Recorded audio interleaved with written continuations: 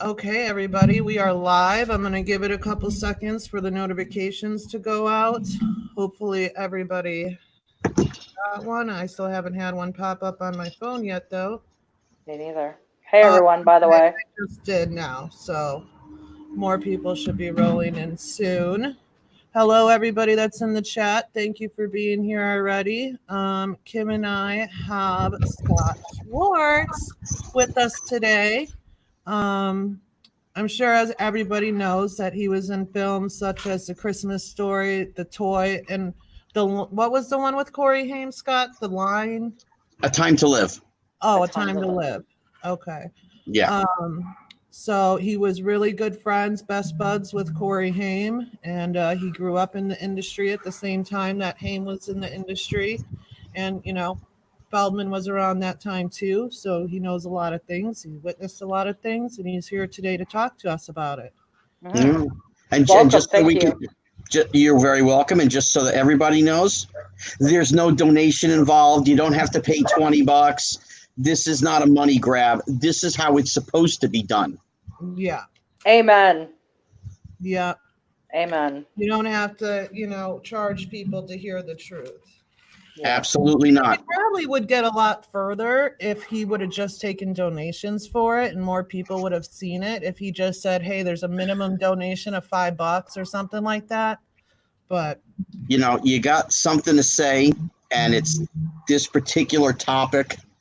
You don't do that. You call a press conference, TMZ, the other trades, the CNNs, whoever you want, I don't care.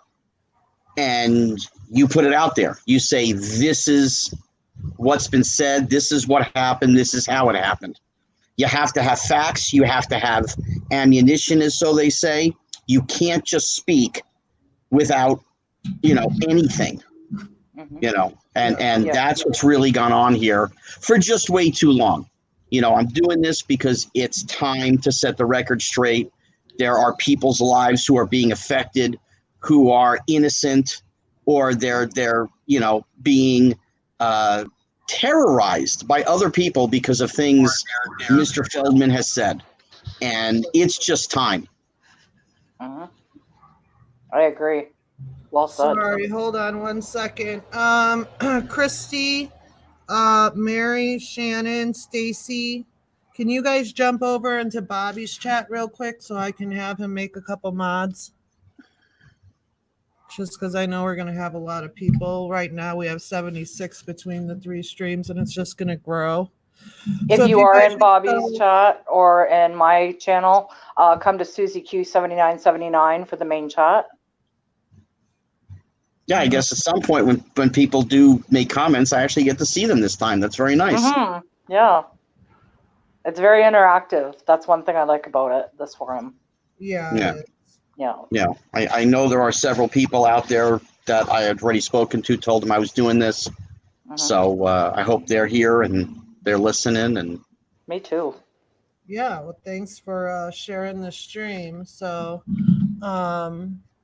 okay, hopefully Bobby gets the test message. He's like, how do I mod somebody? This guy. Just not the time for that. Let's I just know. I'm like, whatever it is, whatever. Okay, Mary's in there and she's got a wrench. I think it'll be fine anyways. Yeah. We can always delete a-hole comments later. There it is. Now I got the live comments. I didn't have that open before. I had private chat, not live comments. Oh, well, good. That's good. You can see. You're on your computer then, huh? Yes.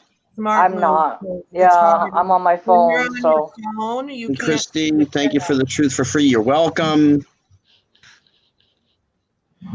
Greg Harrison says, so just so people know, when you start to see the real truth and you want to apologize to Judy or Greg, too late. LOL.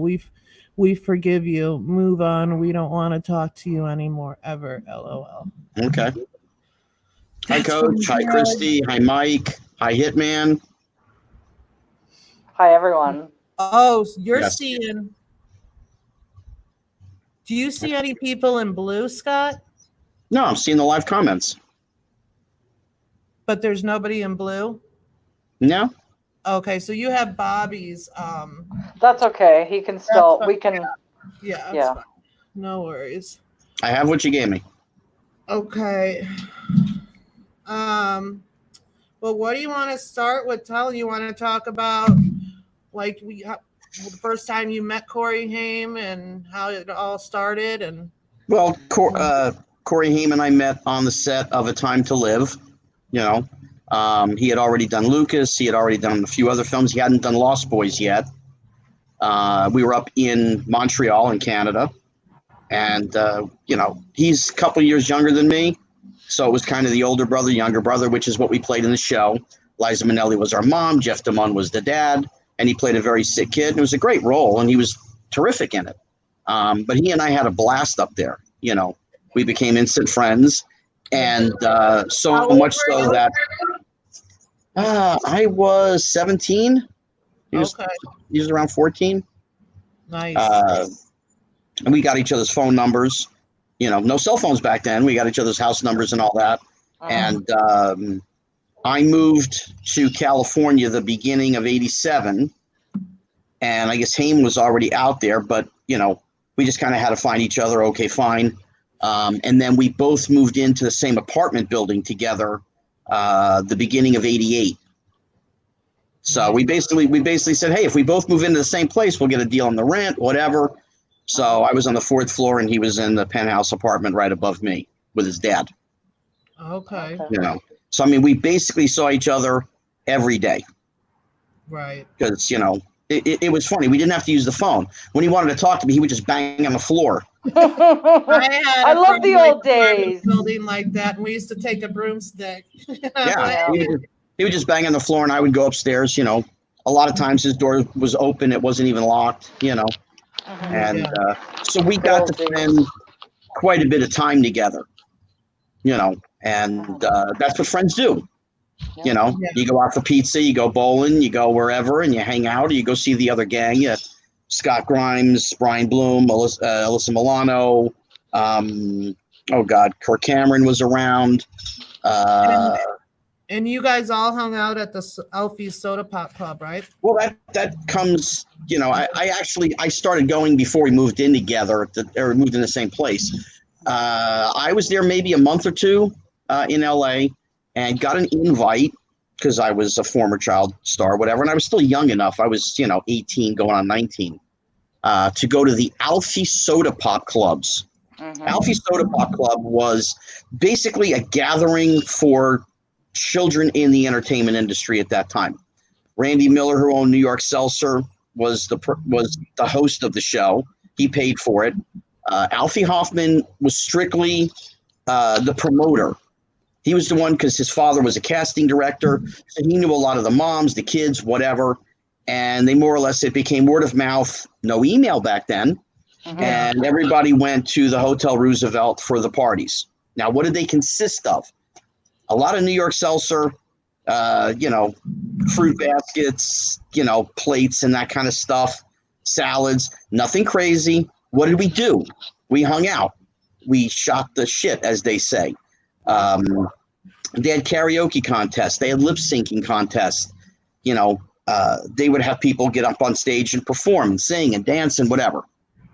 It was probably the third or fourth one that I went to when it was Alfie Hoffman, you know, New York Seltzer presents, you know, Alfie Soda Pop Club, and Corey Feldman wish you to come to the thing, you know, to the Alfie Soda Pop Club.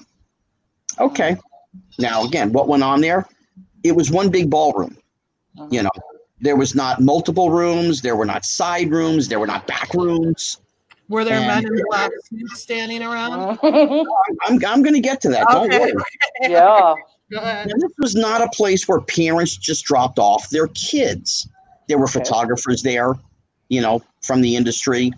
So the kids did get some PR out of it for the teen magazines and all that. Right. And that's really why Randy Miller did it, because he was getting advertising for New York Seltzer.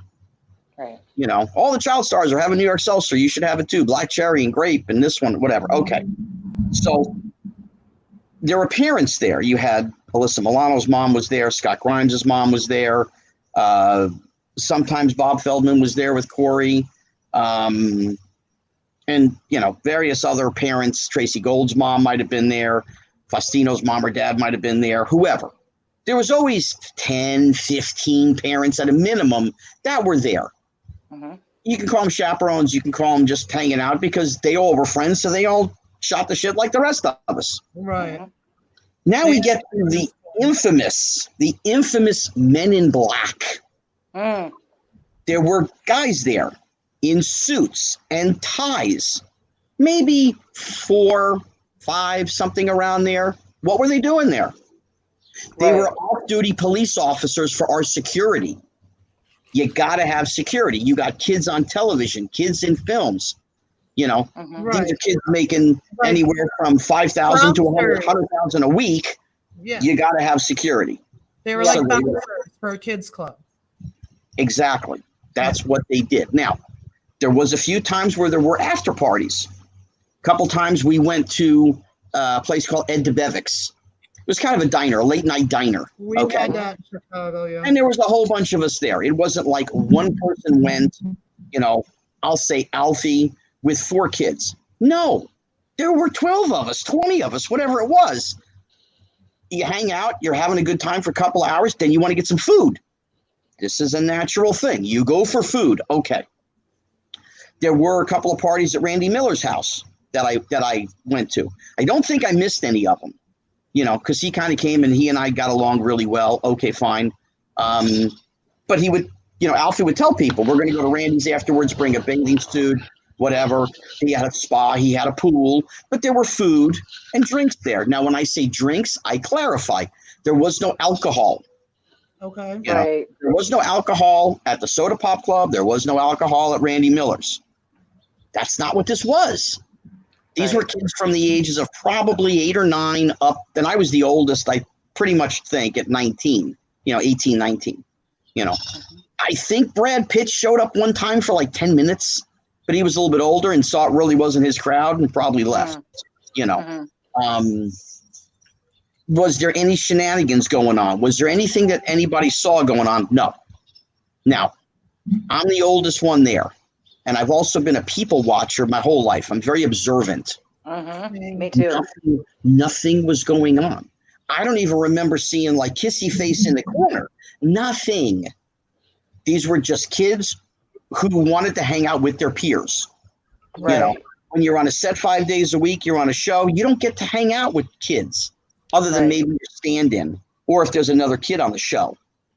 You know, so that's what Alfie Soda Pop Club was. Now, at the time, Alfie had a girlfriend.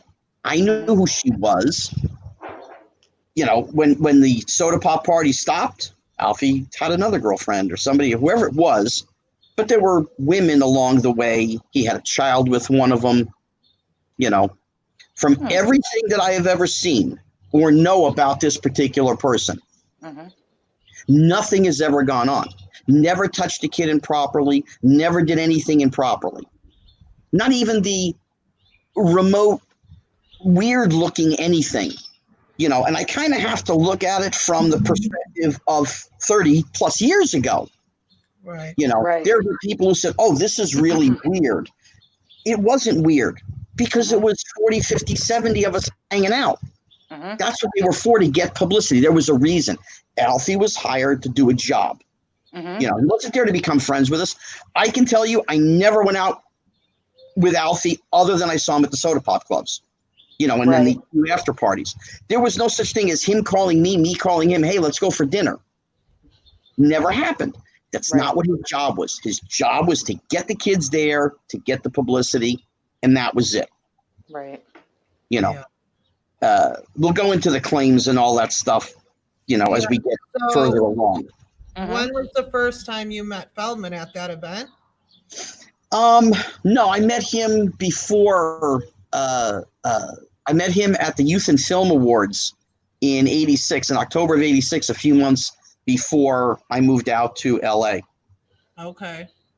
You know, it's Corey Feldman. It is what it is. You know, he had done other things beside Lost Boys, you know, at that time, you know, Gremlins and the other things that he did. Goonies, of course, you know. Listen, hell of a nice career. Did a good job, you know, was always part of ensemble pieces, which was great. You know, it worked for him. It worked for the others. You know, I'm sort of the same way. You've got the toy. It's Richard Pryor, Jackie Gleason, me, Teresa Ganzel, Ned Beatty, everybody else. Okay, fine. You got Christmas Story, which is an ensemble piece. You know, it's all the kids and the mom, the dad. Okay, fine. You know, one thing I've never done is belittle his career or things that he did. You know, back then, the dream, a little dream, and all. Good for him. Right. You know, I'm not here to say or to miscategorize or disrespect the things that he did.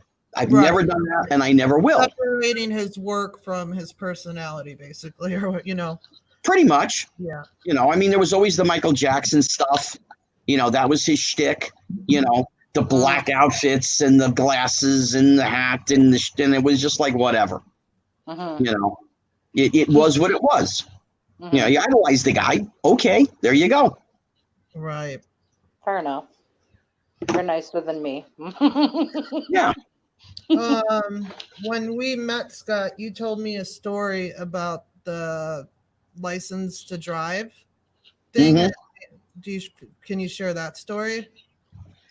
I mean, more or less, it was just a thing where, you know, Haim and I were very, very close, and he wanted me to be the third wheel in License to Drive. He had already started experimenting with drugs, talking to the wrong people, listening to the wrong people. And I go up in the apartment one day, and there was a stack of scripts. I mean, there was 12, 15 scripts there, and everybody wanted them. And he was already, you know, no, I'm not in the mood. I said, dude, come on. I grabbed the top script. It was License to Drive. And I sat there and I said, I'm going to read this. And, yeah, whatever. So I see that there's the best friend. And I said, this would be hysterical. Me, you, Feldman, we all get to work together, whatever. And from sort of what I understand, there was a producers meeting. And for whatever his reason, Feldman didn't want me to be a part of the gang. For whatever his reason. Jealousy. Yeah. Maybe. You know, I mean, it would have put two blonde kids and a brunette, and he would have been the brunette. You know, they ended up hiring actually a kid I went to school with in New York, Michael Manasseri. You know, who I was friendly with for many, many years. You know, didn't take it to heart, didn't take it personal. I'm a forgiving guy. It's like that's what he did. It's kid stuff. You know, when you're 16 years old and you just do stupid shit. Okay, fine. Yeah, you know, been there. And it's not like I didn't talk to him after that. You know, we all did hang out. There were poker games and everything else that we'll get to down the line here. It happened. Okay, fine. You know, I'll do what I'm supposed to. I'm going to get the jobs I'm supposed to get, and he's going to get the jobs he's supposed to get. That's just how it goes. Right. Right. So we get to the end of 89, beginning of 90. And there was a lot of tension between the two of them. You know, they weren't hanging out. They had stopped hanging out. I had moved, whatever. And, you know, we had moved out of the apartment place that we were in. So I didn't see Corey all that much for about a year and a half or so. And I had actually moved back east. I went back, and then, you know, and then I came back right after the beginning of 90, I came back. Oh, yeah. Didn't you and Bobby like have the same baseball coach or something like that? I forgot. Actually, no. Let me get the timeline right. I moved back in beginning of 90, and I came back in the beginning of 92. Okay. So late 89, I was still hanging with them, but there was tension. And by the time I came back in 92, he wasn't even really speaking. Haim was not speaking to Feldman at all. Right. You know, he just said shit went down, and I really don't want to talk about it. Okay, fine. Wait, and this was 1990? Yeah. Okay. So Haim and I hung, did stuff, come over, play Space Ace, go someplace, whatever. Sports Center, bowling alley, whatever. You know, Feldman kind of went with his own crowd, you know, and did his own thing, and I never questioned that. You know, we were never close friends. We played poker once a night years later. Okay, fine, you know, for a little while. that stopped predominantly because an article was written about him. And I said to him, hey, this is a bad article, man. This basically says, I was on drugs. I'm not now. Please hire me. I said, it's like a cry for sympathy, man. I said, this is a terrible article. Was he spoken around 2000, 2001? And was it in a People magazine saying he had been sober? Okay, just curious. No. So, I mean, that was kind of the last that I went to poker, with Feldman.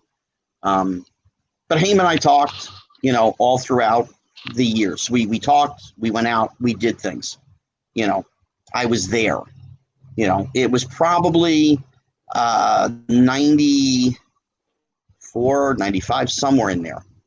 And Haim and I were sitting in his apartment, and I could tell something was really bothering him. And I'm like, dude, what's up? Nah, I really don't want to talk about it. Well, when you're friends with a guy already for however many years, over a decade, dude, come on. I'm the older brother here, What's going on? Tell me what's going on. And he told me about what had happened with Dominic Braja. He told me what had happened. Okay. I hadn't seen Dominic for a little bit, and that was fine with me. Why? Because Dominic hung out with Feldman. They were buddies. I'm sorry. Who did Dominic hang out with?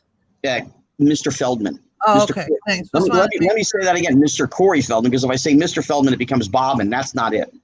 So he hung out with Corey Feldman. Okay. And I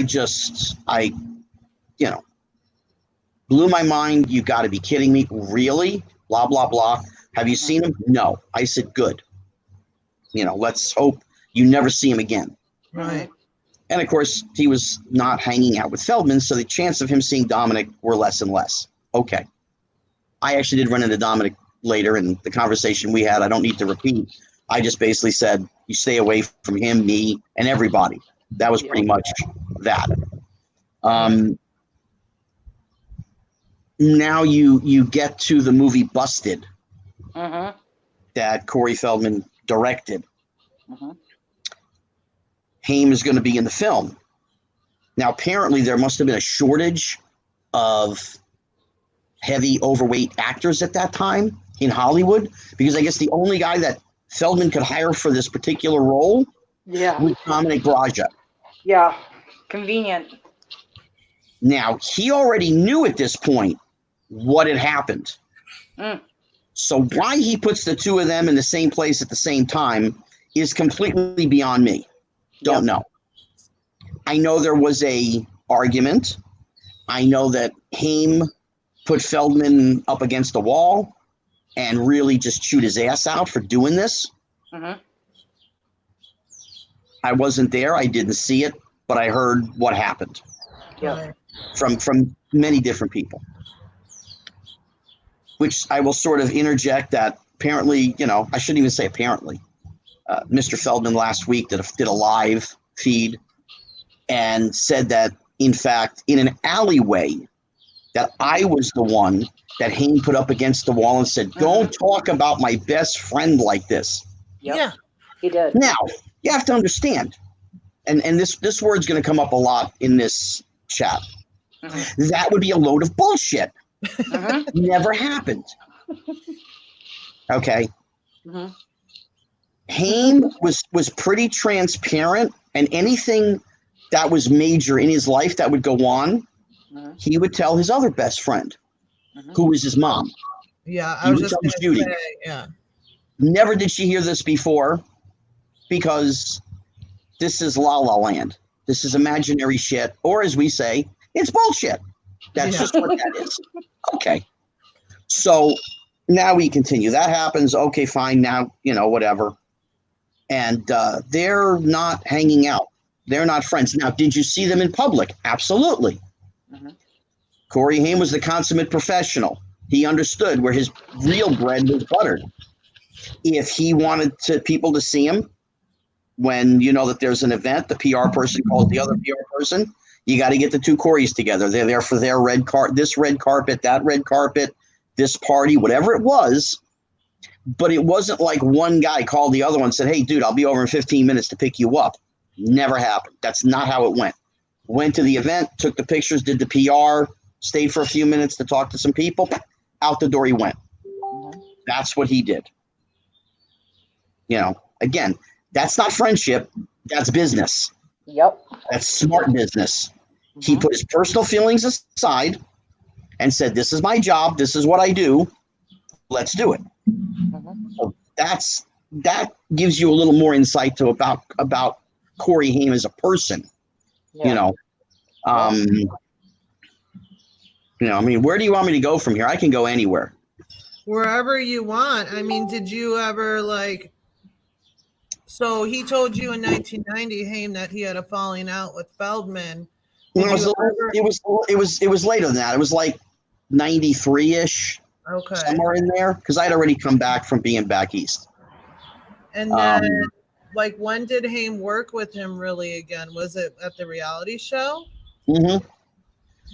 Yeah, I'm not sure if they did films in between, because that's not my job to keep track of his IMDb. Not my job. Yeah. I knew he'd done a lot of films. He did a lot of films without Feldman. But his big paydays were always with him. They were a team. It's Abbott and Costello. It's Jerry Lewis, Dean Martin. I mean, that's where they were. Yeah, they were a team. For the times. Yep. Hold on one second. Jalen, thank you for the $1.99 super chat. And you're officially the first person who has super chatted on that channel. I'm not getting any of this. Just want to make sure everybody knows. This is not my GoFundMe. This is not my GoFundMe. No. It's channel donations, and it's for some legal funds. So okay. But yeah. So you get to the two Coreys. What had happened? They were fighting all during that time. Haim was going through a lot of stuff, psychologically, and again, it wasn't something that I brought up again. There was a few times, him and mom had a spat, and that happens between parents and their. Okay, sorry. Go ahead, Scott and Kim. It happens between parents and kids. They had a spat, Well, where would he go? He come to my house, my place. He come to my apartment, and I cook for him and do whatever, But I'm not a drinker, so there was basically no booze in my house. I've never been on drugs of any kind. I smoked pot in high school. A little bit after that, maybe in my early 20s, a couple times, but it wasn't anything that I would go get a bag and roll my own. Never happened. Right. So he knew if he's coming to my house, he's going to be clean and sober, and he's going to get some good food on the table. Which he got at home too, because Judy was a good cook. So there you go. She is. She still is. Yes. Yeah. Unfortunately, she lives too many miles away from me, so I can't go over. She lives close to me, and I've been there for dinner, and it was very delicious, except the dessert. Sorry, Judy. So, I mean, I saw Haim before that, after the show, all that stuff. When there were times in need for different reasons. No problem. They pick up the phone. They call me. You got it. Okay.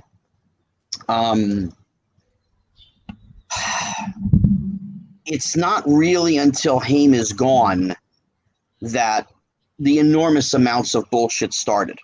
Right. Let me say this first. I have never doubted that Feldman had something happen to him. Never. I agree. I've never said it didn't happen. This whole thing, somebody passed Haim around and shared. That's all nonsense and bullshit. Never happened. But I've never said nobody touched Corey Feldman. Never said that at all. The heavy duty stuff really happens when Haim passed away. So here we go. Yes. Let's get into it. He passes away, early in the morning, March 10th. And I got up in the morning. I hear about it. I had something to do that morning. And I went over to their apartment, probably 12:30-ish. And Feldman had already been there, Or actually, no, the first day I got there first. Yeah. I stayed for a little while. Corey's father hadn't even gotten there yet from Toronto. So I left. I'll be back tomorrow. So I come back the next day, which was Friday. And there's about 4 or 5 people in the apartment beside Bernie and Judy. And they are hot. I mean, they're steaming hot. I'm like, oh, Jesus, what happened? That's going through my head. Bernie pulls me outside to the little patio, and he proceeds to tell me about an hour and 20 minutes before I got there, Corey Feldman showed up and offered the family $250,000 to shoot the funeral in Toronto so they can edit it back into season 2 of Corey. They can get a replay on TV, and they can get some royalties from the DVD sales. I did not know that. I've heard this story. So what happened? Wow. This is your best friend in the world. Yeah. He hasn't even gone from the coroner's office and left the building. And somebody is already thinking about money. Okay. Wow. Now again, I get it. They had met a couple of weeks earlier. They were discussing something that Haim had actually written, an outline for License to Fly. Uh-huh. Kind of like a sequel to License to Drive. Uh-huh. And they were discussing it, and I guess at that point, then they had a lunch or a dinner. They met up. They were talking about the script, whatever. And untimely, Haim passes away. So there was money that went into the box with him. Feldman lost a lot of money right there. A lot of money. Right. There was also some talk of another series of some kind, another reality-based series of some kind. That's all gone. What's he going to do? So this is what he came up with. This is what he offered the family. They, of course, were livid, beyond livid. They were in shock livid. Yeah. And they told him to get out. And I'm being nicely about what was said. Uh-huh. So then again, I show up an hour later. Here we go. This is what happened. So Bernie tells me this, and I'm flabbergasted. I can't even believe it. Me neither. I am too. Yeah, I've heard the story before. Then Judy started cleaning out Corey's bedroom. She's putting stuff in bags. She's gonna throw out this stuff. She's gonna donate this to Goodwill, whatever. And I said, listen, this sounds really bad, but it is what it is. This is the situation at hand. I said, you don't have enough money to bury this kid. You don't have the money. I said, give me the stuff. I will put it up on eBay. I will sell it for you. I will say it's coming from the Haim family. It's authentic. This was his shirt, his pants, whatever, his keyboard, Right. Judy finds a stack of CDs in the bottom dresser drawer that Haim had. Uh-huh. And it was all Feldman CDs that he had given him. Huh. Not one of them was open. I don't blame him. I've heard Feldman sing. It sucks balls. Holy. So, that's hilarious. So Judy says to me, the last thing my child would have listened to on planet Earth would be anything that Feldman is singing. Uh-huh. I said, give them to me. I will, again, do the same thing. Uh-huh. Maria Menudo showed up. She shot a little thing. She talked to me, and I wasn't out for myself. I'm trying to raise money for Haim. Okay. So she put it up on Access Hollywood, the little thing that they did. It helped get sales. It helped get them a nice chunk of money to help bury Corey and have a nice stone. Okay. Yeah. Yep. That night on Larry King, Feldman is talking about a whole bunch of stuff about Haim, and they don't know what caused this yet. Could there be drugs involved? They didn't know. Uh-huh. And they kind of left it up in the air, let's just see, whatever. But it wasn't debunked. It wasn't proven to be false yet. Right. It takes a while to get the toxicology test. Okay, fine. So now we go to Monday. Or wait, let me stop. I said to Judy and Bernie, hey, listen, tell me when the funeral is. I will be there. And they said it's on Tuesday. I said, okay, I'll take the red eye Sunday night. I'll stay Monday. Okay.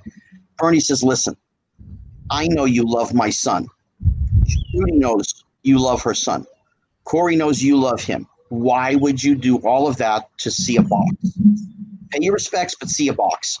Makes no sense. Save your money. My kid never saved his money. This is what Bernie says to me. Save your money. Make a plan, come later. I said, is that what you want? Yes. Okay. Now we get to Monday on Larry King. Yeah. Corey Feldman goes on Larry King, and they're talking about this and that, and he asks, Larry King asks him, "Are you going to the funeral?" Uh-huh. The words that were spoken were, "No, the family asked me not to go because it would create a media circus." Uh-huh. This is what the kid said at the time. Now, of course, here we go. That's bullshit too. Yes, thank you. He had just gotten divorced, or Susie had filed for divorce. His second wife had filed for divorce, and he had no money, not even a credit card to put down. Yeah. So he doesn't go, but he goes on Larry King, and this is what he says. So you can't even tell the truth there. Nope. He leaves Larry King, and him or one of his people called TMZ. Please show up at the Sunset Tattoo Parlor. I'm going to get a tattoo of Corey Haim, my best friend. Yeah. Is he doing it because it's his best friend, or is he doing it because he's getting the play and sympathy and the TMZ thing? It's publicity. Oh, Absolutely. Okay. Yeah. If my best friend died, I wouldn't go that night, or it would take me, I don't even know how long to be able to talk about it and even get through an interview. Okay. I wouldn't even think to do an interview if I lost my best friend. I'm going to go a little bit more forward and back, but you'll see where I'm going. Okay. 6 months later, I told Bernie and Judy I would be there by September 1st. This is March 12th. In August of that year, I was making my plan, and I picked up the phone, and I called Mr. Feldman. And I said, "Hey, have you gone to see Haim yet?" He says, "No." I said, "Okay, I'm making the plan." He says, "Oh, I'm very busy." I said, "Corey, you have not gone and seen Haim yet. I'll tell you what, I will pay for your plane ticket. I will pay for the rental car. I will pay for our hotel rooms for one night. We'll take a red eye. We'll go see Judy. We'll go see Corey. We'll have some dinner. We'll get back on a plane and come back, basically a day and a half." Right. And he says, "Oh, well, yeah, whatever. But, I'm just really busy." Naturally. This is his best friend in the world. Yep.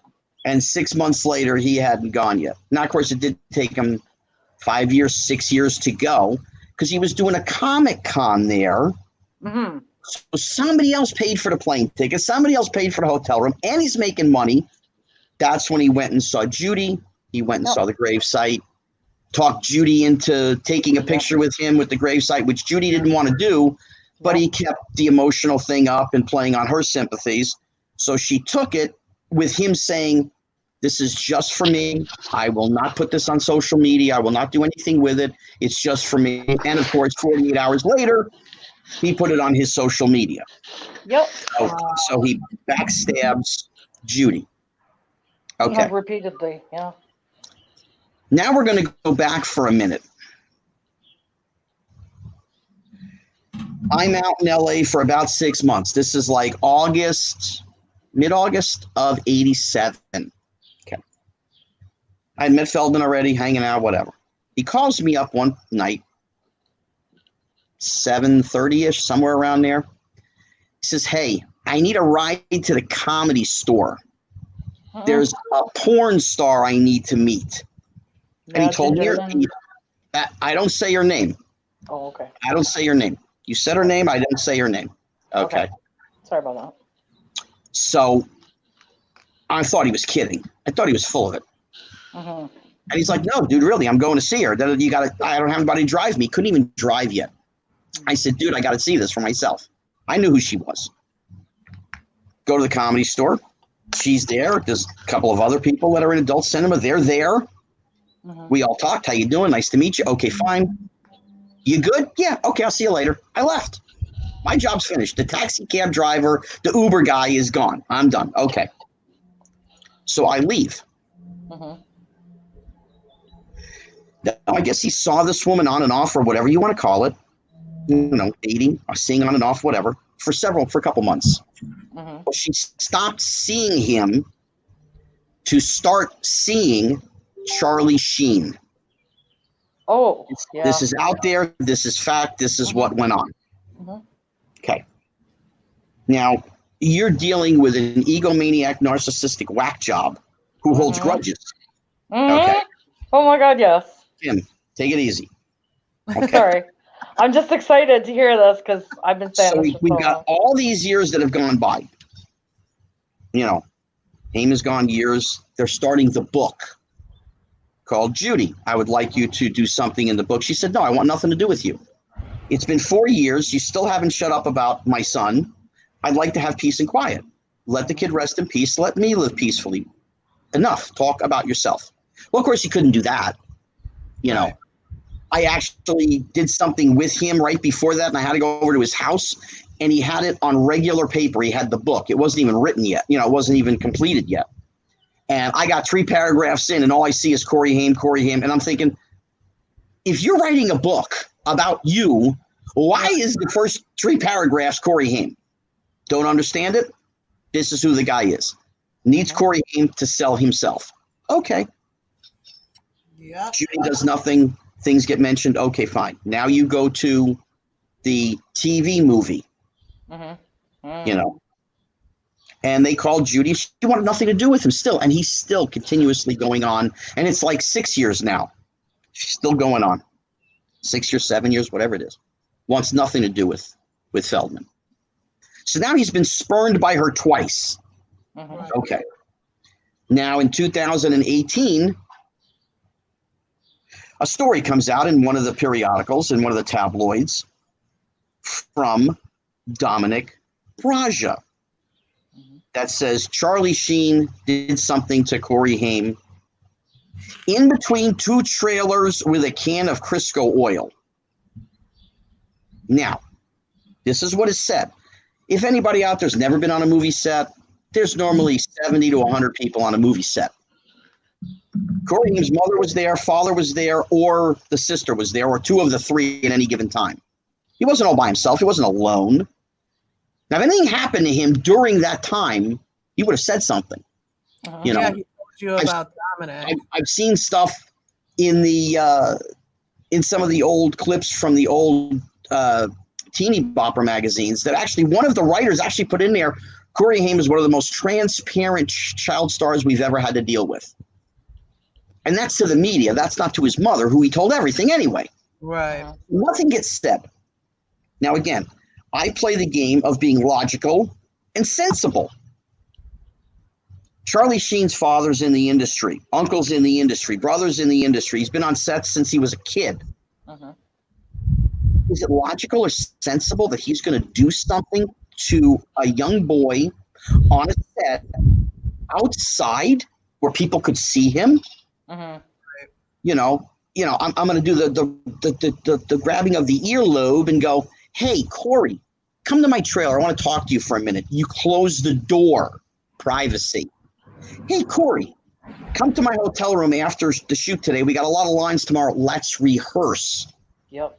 No, that's not what he did, supposedly, outside of 2 trailers where anybody could walk by at any minute. Yeah. Charlie Sheen's career is finished. It's over. And he's 19 years old. He's 19 years old. Had a girlfriend at the time in LA. He's having tumults, as they say in Yiddish, with other people around the set, extras, girls. He's got a massive crush on Kerry Green at the same time. Never did anything about it, but had a crush on her. This is the guy who Dominic names in 2017 or 18. It was right when Feldman started his begging for money, which was October of 2017. There you go. Now, again, did I see them together? No, but they were friends for all those years, Feldman and Dominic. You want motive?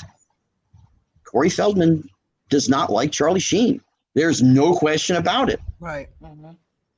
He worked with Haim. There you go. Just put the 2 pieces together and the puzzle's complete. Charlie Sheen must have done something. Yeah. Corey Haim was open with me, crying telling me what had happened with Dominic. I clearly asked him, did anything else happen with anybody else? His answer was no. Are you sure? Yes. Nobody else did anything. No. This was repeated several times because I wanted to make sure that, he was spilling the beans of everything, so I would know and how to deal with it on the level that you deal with it. The chances of Charlie Sheen doing anything to a young boy at that time is zero. I'm actually going to say this because we're on a live feed and you can really say anything. Mm-hmm.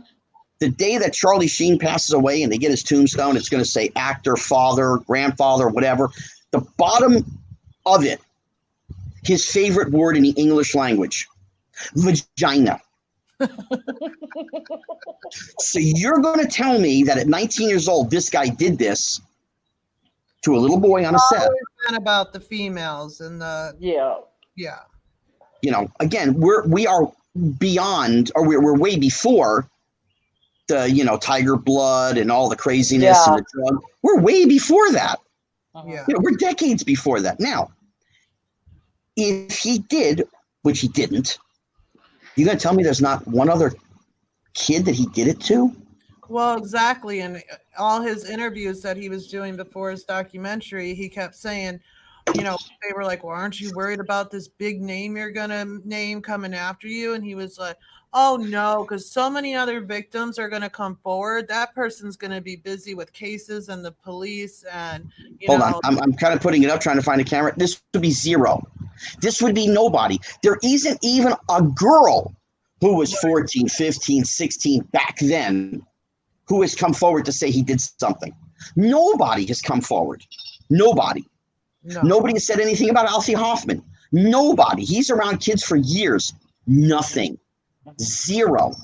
There's only one person who has started this and continuously says it, and that is Corey Feldman, and it is a load of bullshit. That's where this goes. Now, I want to make sure that everybody who's listening and watching, I've not seen Alfie Hoffman in over 30 years. No, I've not seen him in over 30 years. Am I protecting a pedo guy because he's my best friend? No. I know it's bullshit. Charlie Sheen, one hand. Less than 5 times I have seen that man since I moved to California in 1987. Less than 5 times. Have I gone out to dinner with the man? No. Never gone out to have a meal with the guy. Am I protecting somebody? Am I a pedo protector? No. The only person in any of this stuff who's been a pedo protector is Corey Feldman himself, knowing that his friend Dominic did something to Haim and did nothing about it, kept him around, and still hired him for work. Okay. Well, according to Feldman, Susie, myself, Judy, Bobby, Shannon, everyone, we're all pedo protectors. Kim, it's simple. If you don't agree with him, you're a pedo protector and you're part of the wolf pack. Yeah, These are the 2 things. Apparently, Judy Haim has this thing. She's like Al Capone. I want to call her. I call her now Judy Capone because she has everybody mesmerized. She does. She's brainwashed everybody into thinking that what she wants. Okay. There were statements made by Feldman that Charlie Sheen was paying Judy Haim to keep quiet, keep silent. Judy Haim lives in a 1-bedroom apartment with federal assistance from the country of Canada and the city of Toronto. She gets food stamps to buy food. This is not a woman with money of any kind. But this is what Feldman has claimed. Once again, it's bullshit. It's what this is. Okay. Now we get to this infamous documentary. The years of the documentary. Okay. They spent 3 years. One breath the other night on his live, he said they spent $1.6 million. Well, if you have no locations, you're not paying the talent. Maybe you're paying the crew, but I don't know what took 3 years, but That's what he said. And then about 2 minutes later, he says, we need people to watch it and we need people to pay for it. You must pay for it because you're cheating the producers and the talent and the crew who worked on deferred payments. They're going to get paid later. Mhm. What exactly did he pay for? Exactly. I probably could have shot what he shot for $3,000, $5,000. Now he's going to pay his director. He's going to pay an editor. He's going to pay for, okay, it costs $25,000. Where is this $600,000 in debt that he now claims? Where is, this? This is after, and now we'll get to the fun thing. He did his GoFundMe, the 2 GoFundMes that grows something around $370. You're supposed to pay taxes on that money, whatever. Mhm. Where'd the money go? Exactly. Where? I mean, we understand he has child support. He's got to still pay that. Okay, you got rent at your place. Okay. $50 a month. Give me a break. I know people that aren't actors that have to pay more in child support than that. Okay. I mean, none of it makes any sense, but this is what he claims. This is the crying. He is the absolute ultimate feel sorry for me. Oh, yeah. He plays the victim. If there was an Emmy for a live feed on Facebook, he would win it in a landslide. Yeah. He's amazing. Yeah. Now, and I'm just going to say this real quick. He's almost 49 years old. Whatever happened to him as a teenager mentally could have affected him. Sure. Not saying it didn't. Okay. Yeah. It didn't stop him from having relations with women, 3 wives, a kid. Okay. When you're 35 years into this, it's time to grow a set of nuts. Pull the bootstrap up, grow a set of balls, and stop the crying, the begging. Feel sorry for me. Yeah. Okay. I don't want anybody to feel sorry for me. Nobody. Had a good life. I've had a hell of a lot of fun. Yeah. Okay. Somebody asked me why I'm doing this. You know why I'm doing this? Why? Judy Haim, Alfie, Charlie. I come forth.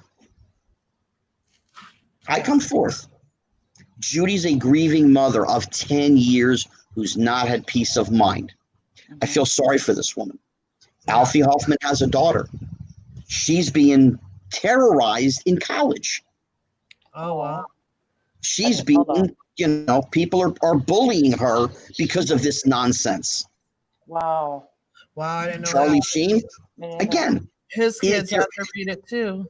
His kids have to read it too. Is there any credibility to this? And again, I always play the logic and sensibility card. Bill Cosby did something. Cosby Show off the air. Before he was convicted, off the air. Stephen Collins, Seventh Heaven, off the air. The last time I checked, 2.5 Men is still on. Anger Management is still on. Why? Because these aren't creditable claims. These are claims coming from somebody who's been on drugs for over 30 years. Anybody out there who really thinks he was clean and sober for 2 decades, I have a bridge to sell you. Yes. Same. I Okay. witnessed with my own eyes, so. Yeah. Smoking pot, I don't care, but I know that there's other things. The girls, the angels that have left have told the stories about what went on and all that kind of stuff. I feel sorry for them. Me too. I really do. I know that Corey is controlling. If you're going to be one of the girls, you move in his house, there's a list of things you have to do. You have to wear the angel outfit or wear lingerie or be ready to, jump in the bedroom with him and whomever. And that's the way he wants to live. God bless him. I'm not here to judge, just saying what goes on. Now, he is apparently an ambassador to Child USA, which looks out for children, keep children safe, change laws. I'm all for that. You want to help kids in Hollywood, show business, make sure that teachers and people that are going to be working with children have background checks. I have no problem with that whatsoever. Mhm. The messenger that this particular nonprofit has hired. Mhm. This is the same guy who threw swingers parties and other kinds of sexually related parties in his home with his 3, 4, 5, 8-year-old son right down the room, Mhm. right down the hallway, Mhm. Yep. in the home while he was there, nonstop. A couple, 3, 4 times a year, whatever it was. There now, personally, I've never been to this party. I was not part of the invite because, he and I have not really been friends in decades, a long time. I was alerted to this by another child star. And he told me he got an invite and he went. And the guy at the door said, it's $250. Mhm. Oh, you want to use the bedroom? It's $200. Oh, you want to use the cabana outside with a bottle of champagne? It's $250. Wow. Wow.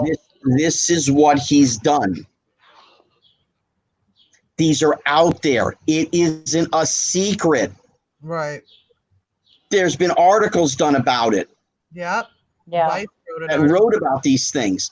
But this is the person that Child USA has as their guy. Mhm. Is that guy. Nope. Yeah.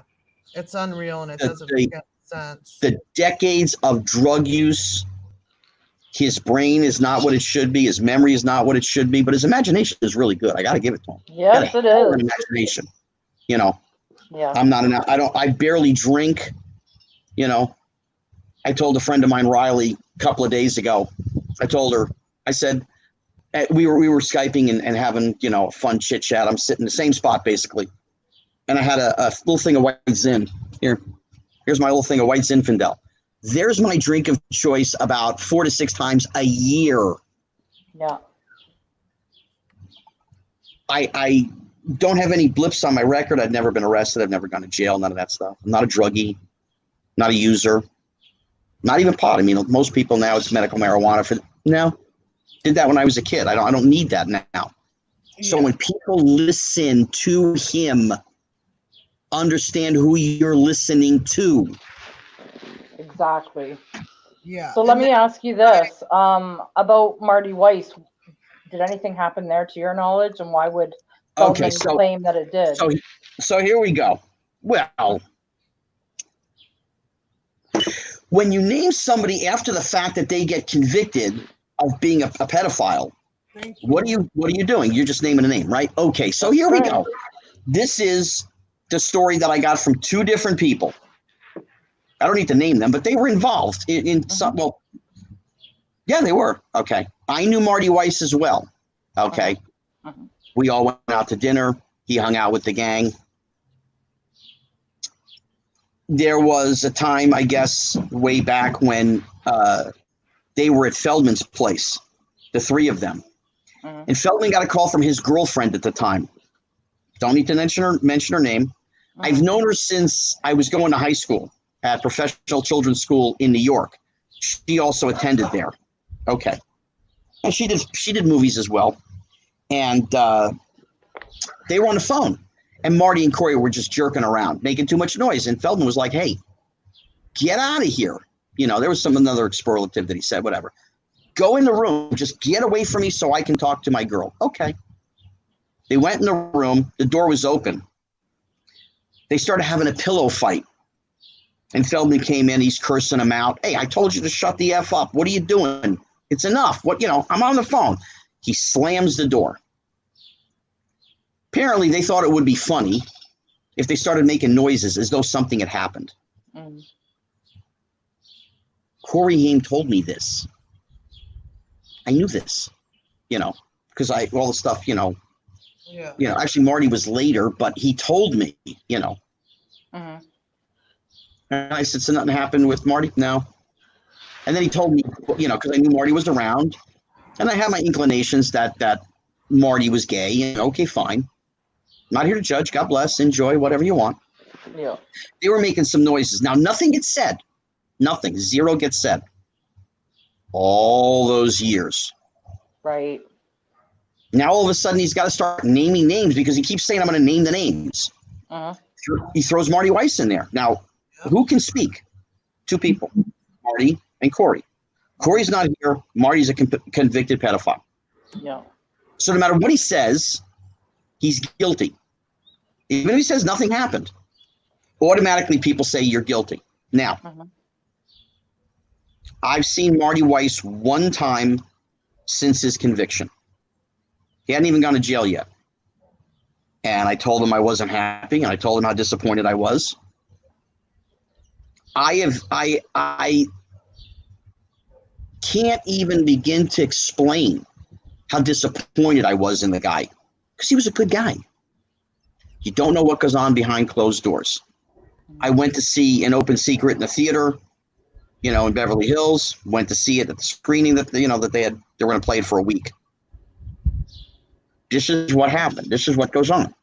But Marty Weiss, no. What about John Grissom? Did you ever meet him? Yep, I knew Grissom. And Corey Feldman has said what happened. Do I have anything to add to that? No, but he said it. He was involved, And I don't doubt that happened. I don't doubt that Grissom did something to him.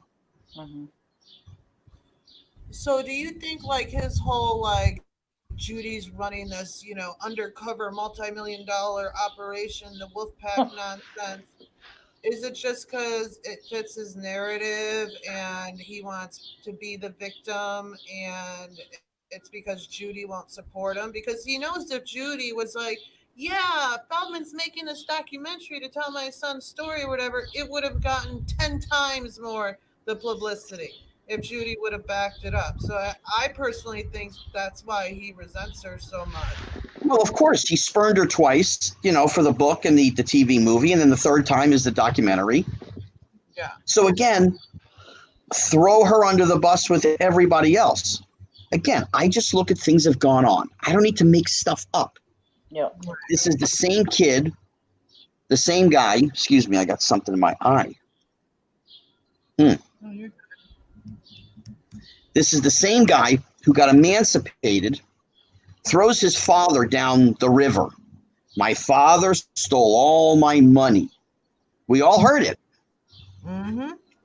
I know Bob Feldman. I have seen Bob Feldman a couple of years ago. Was the last time I saw him. Now I'm going to go back while we were playing poker. And he was saying this stuff. Let's get a pad. Let's have some fun for a minute. I sat with him at his dining room table before the poker game. I started, how much did you make? And he told me 1.2 million. Okay, I'm not even going to question it. Okay, I write it down. That's what I made. There it is. I said, wait a minute. You do understand you have an uncle, right? You never get to see. His name is Uncle Sam. Yeah. He gets 30% of your money before you start. You have a cousin. You don't get to see them either. The state of California, they get another 10% of your money. So before you start off, the first 40% of your money is gone. Okay. Agents, managers, PR firms. He's paying $3,500, $5,000 a month. Okay.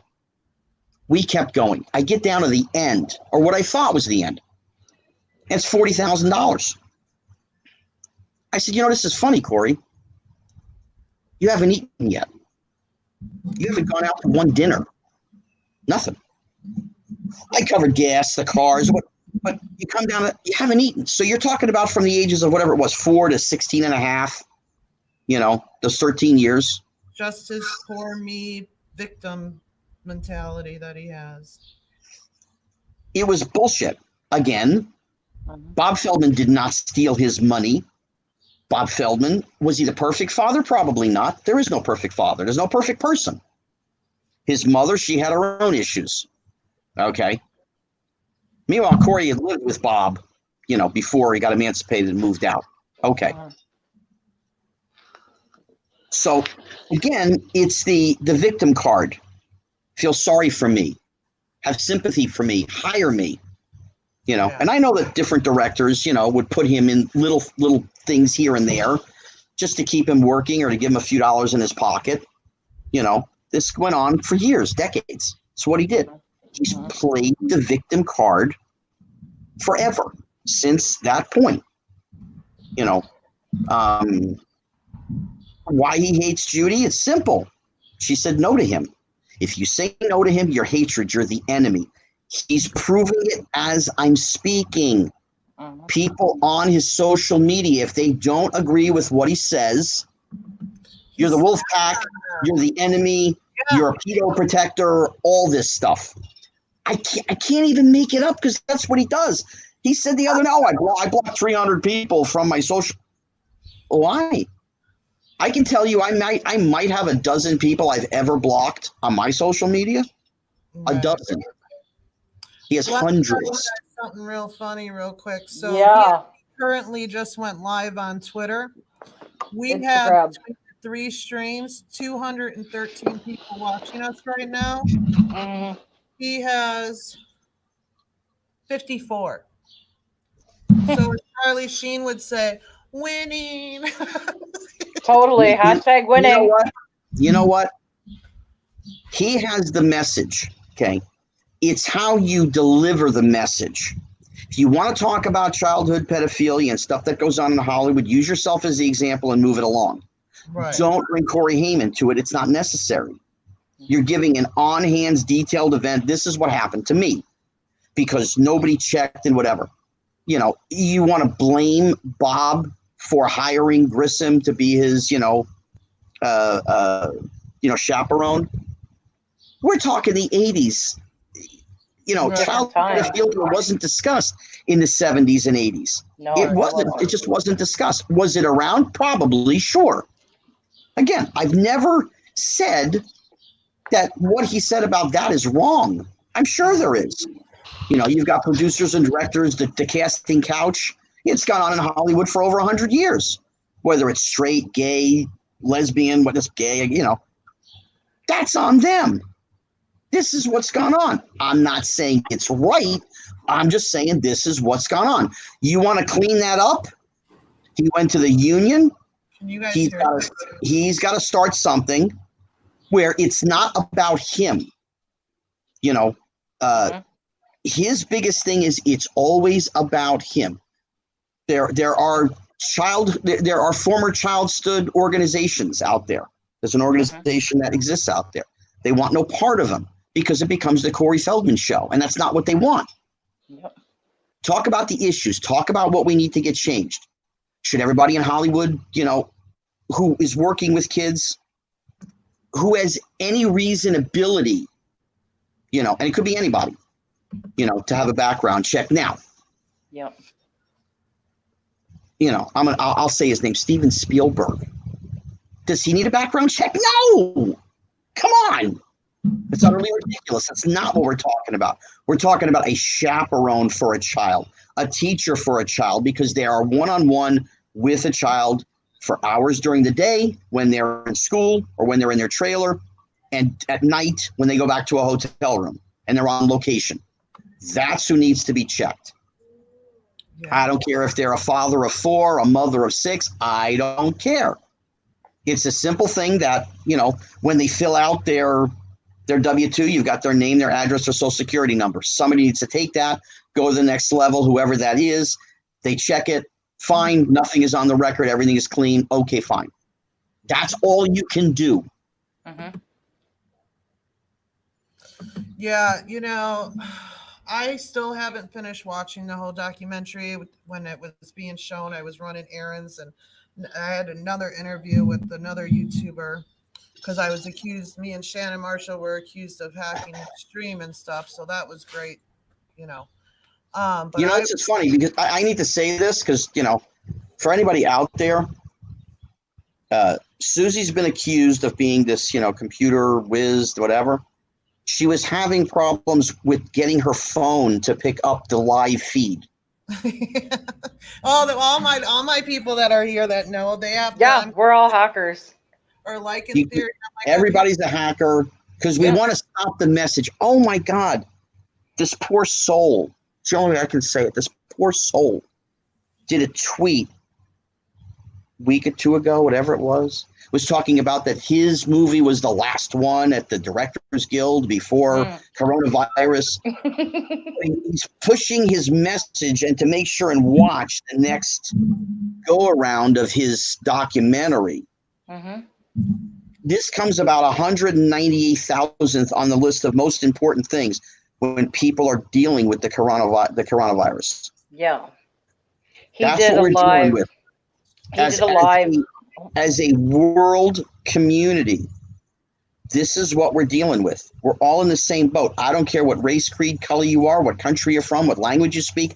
That is irrelevant. Now, after it was on, he and his wife went to Jamaica to an adult resort. You know what? I have no problem with that. You want to go to an adult resort? Good for you. God bless. Have a blast. My sort of problem with this is we were already at the quarantine point. They wanted you to stay home. They said it. It's all over the globe. It's everywhere. Who would turn around and leave their home in the United States to go someplace else and possibly not be able to come home because of a pandemic? Yep. Where's the logic in any of that? There isn't.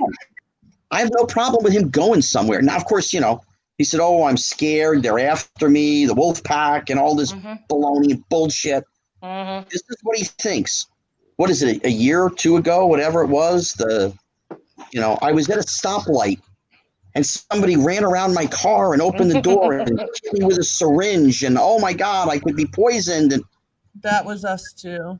He goes to the hospital and there's not a mark on him. Little tiny. Listen, a syringe is a needle. It's tiny, but there's going to be a mark. There's going to be even a smidgen of blood that comes from a syringe. They can't find anything. I was walking, he said, I was walking across the street and I almost got hit. They were after me. Was he on his phone? Was he talking to somebody? Did he look both ways? And just, isn't it wild that at this particular corner that had a light, there's no video surveillance of any kind from anywhere? Nothing. Doesn't exist. Actually, at that intersection where he said he got syringed, me, Bobby, and Shannon went and drove over there when they were here. And, but wait, Shannon, Susie, realistically, the rest of it doesn't make any difference. Right. The point is there's nothing. They have nothing. I was at the gas station because I talked to the guy, and he said the police were up there for 2 days going through all their video footage, which faces the road, and zilch. Now there is video footage, which I'm learning for the first time. I was under the estimation that there wasn't. Okay, I was wrong. I can say that. But at the same time, there's nothing. So again, there's an incident that we have nothing. We have no proof, no video, no nothing. And of course, there's nothing on his body that says I was stabbed with a syringe. Now, I know that he's always driven Mercedes, BMW. He really likes whatever for years and years and years and decades. Now, if anybody has a BMW out there, here you go. Or any newer car, really. The second you put the car in drive, what happes? The door's locked. Yep. Bingo. Okay. Now, if you come to a stop sign, your car doesn't open up unless you put it in park. Which I don't know if anybody's asking what that's kind of thing. But your car doors don't open. I don't care who yanks on the handle. It's not opening up at a light. And nobody with half a brain puts their car in park at a light. You just put your foot on the brake. That's what we do. So again, we have a story. We have TMZ publicity, but we have nothing in the middle. We have no, this is what happened. Here's the proof. Here's the evidence. Show me something. Yeah, he never has anything. And, one thing I'm sure we talked about, is that I was really surprised that Susie Feldman was in that documentary. He had Paul, Judy. The documentary. So you've got Corey Feldman, his brother, his cousin, Susie, manager Scott, Jameson Newlander from Lost Boys, and Keith Coogan, who was there for about 12 seconds. This is what they call Team Feldman. That's his team. These are the people in this documentary. Where is anybody from Team Haim? I'm not even talking about Judy. I'm talking about any friend. They didn't call me. Greg, who's known him Toronto for decades. you're friends with Haim? No, they don't call anybody except what's going to fit the narrative of this thing. Mm-hmm. It's Team Feldman, not anybody. Team Haim, a fan of Haim's, an ex-girlfriend of Haim. She had plenty of girlfriends. You know, they've all spoken up one time or another, and they certainly could have been interviewed if somebody asked them. But no, because that doesn't fit his narrative. Right. This is where we are. It's caca. It was going to name the names, and it was going to be the big Hollywood mogul and the producer into this. And what did you get? Zero. Nothing except the same stuff that's been said before. Mm-hmm. Well, and in the restraining orders that he attempted to get on us and that he wrote one of the detectives, he said, oh, just yesterday we interviewed the ex-fiance of this A-list celebrity that we're, outing in our movie, blah, blah, blah. And it all tied up to Sheen. And I forget, we figured out who the girl was, but I can't remember her name.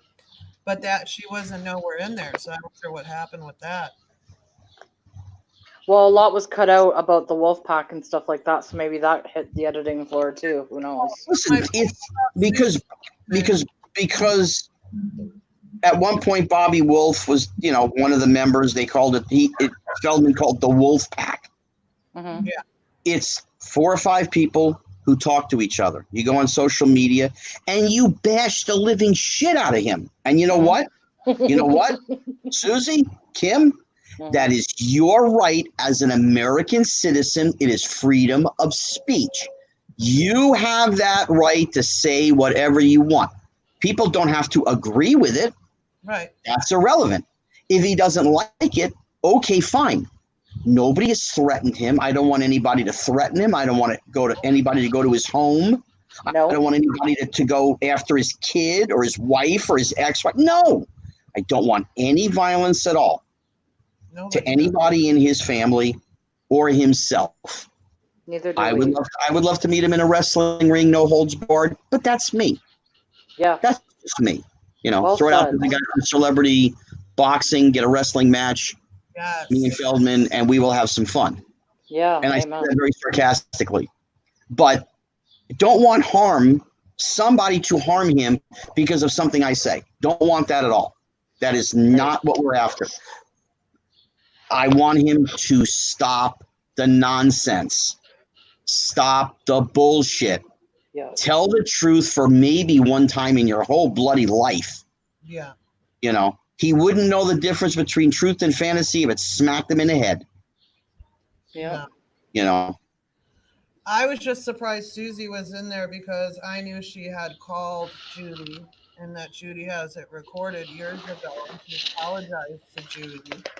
And, she admitted that her and Corey were doing drugs on the set of the reality show and everything else, and that she knew that Corey had lied about a lot of stuff. And then all of a sudden she pops up in this documentary. And I've heard from multiple females who lived in his home that he likes to record his sexual interactions. So I truly think that he has something over that lady's head.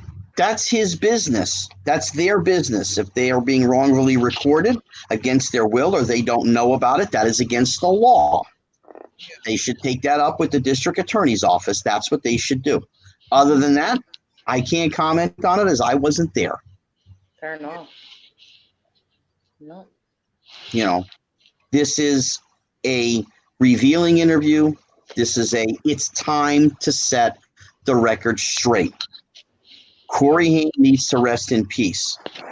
Again, I've described what happened after, Haim passed, my feelings. This is now over 10 years and a month since Corey Haim passed away. I have not watched 1 second of anything that he's been in over 10 years because it hurts too damn much. I miss that kid. I miss my little brother. I miss the smile, the laughs, the jokes. That's what I miss. And it hurt me. It hurt me for a long time, and it still does hurt me. Yeah. but I'm an adult. I have to put it in its place. I have to work and survive. I'm not going to turn around and sell my friend down the river at the expense of a grieving mother who's still grieving to this day, of course. Yeah. He has no concern, no care, or love of anyone but himself. This is who he is. This is all about money. This is all a money grab. That's all that this is. Make some money, make some money. You want to name names? Call a press conference, name names. Right. None of this nonsense. This is absolute insanity, and it's ludicrous that this has gone on for 10 years. I mean, the guy goes at the New York Senate on the Capitol steps and says that Haim killed himself because of his abuse. And like, no, like I was like, okay, when is somebody in the media going to be like, what are you talking about? But it was just us. And then what do you say the other day? This was 2010. This was the year of the walking pneumonia. A lot of people, passed away from it. Brittany Murphy passed away from it. Her husband ended up passing away from it. This was not to one particular person or one incident. Feldman just flat out went out there and lied. There was also another interview he did like the week or two before his doc came out. And Kim, you'll remember this story. He literally said that Haim had borrowed somebody's Mercedes and was so fucked up on drugs that he hit a bus of kids. Yeah. And therefore he couldn't come into the U.S. to film the two Coreys, so they had to go to Canada. Wasn't there? Never heard that story. Like that, right. Don't you think something like that would there'd be a police report somewhere. That's what I said. There'd be media on it. Nope. Nothing. Oh, sure. TMZ would have been there in 5 minutes. Somebody would have popped over because they got guys all over the place. Yeah. But again, nothing. There's no evidence. There's no proof. There's nothing in the media that said this happened. Exactly. It's just something he came up with, And I know he's going to come up with stuff about me. He's going to make a whole bunch of stuff up, just like this imaginary fight that happened between me and Haim that never happened. Yeah. He's gonna make up stuff, and I'm just going to be there, and I'm just going to laugh because I know what's real and I know what's bullshit. Bullshit is bullshit is bullshit. Yep. That's how it is. I'm a Jersey boy. I say it the way that it is. Yep. That's where we are. Yeah. So, I mean, what was your thoughts on the documentary? Beside the fact that I had to stop, watching it after 45 seconds, I mean, I did watch it, but I was sick to my stomach, But again, I knew already, some of the stuff that was going to be in there. I didn't know that he was just going to trash Corey Haim and Judy, which is ridiculous. Yeah. That's your best friend. That's your boy. That's your guy. And you're going to trash him? Why would you do that? Why? There's nothing gained by it. It's not like he's going to have 1,000 more followers on social media because he's bashing Haim.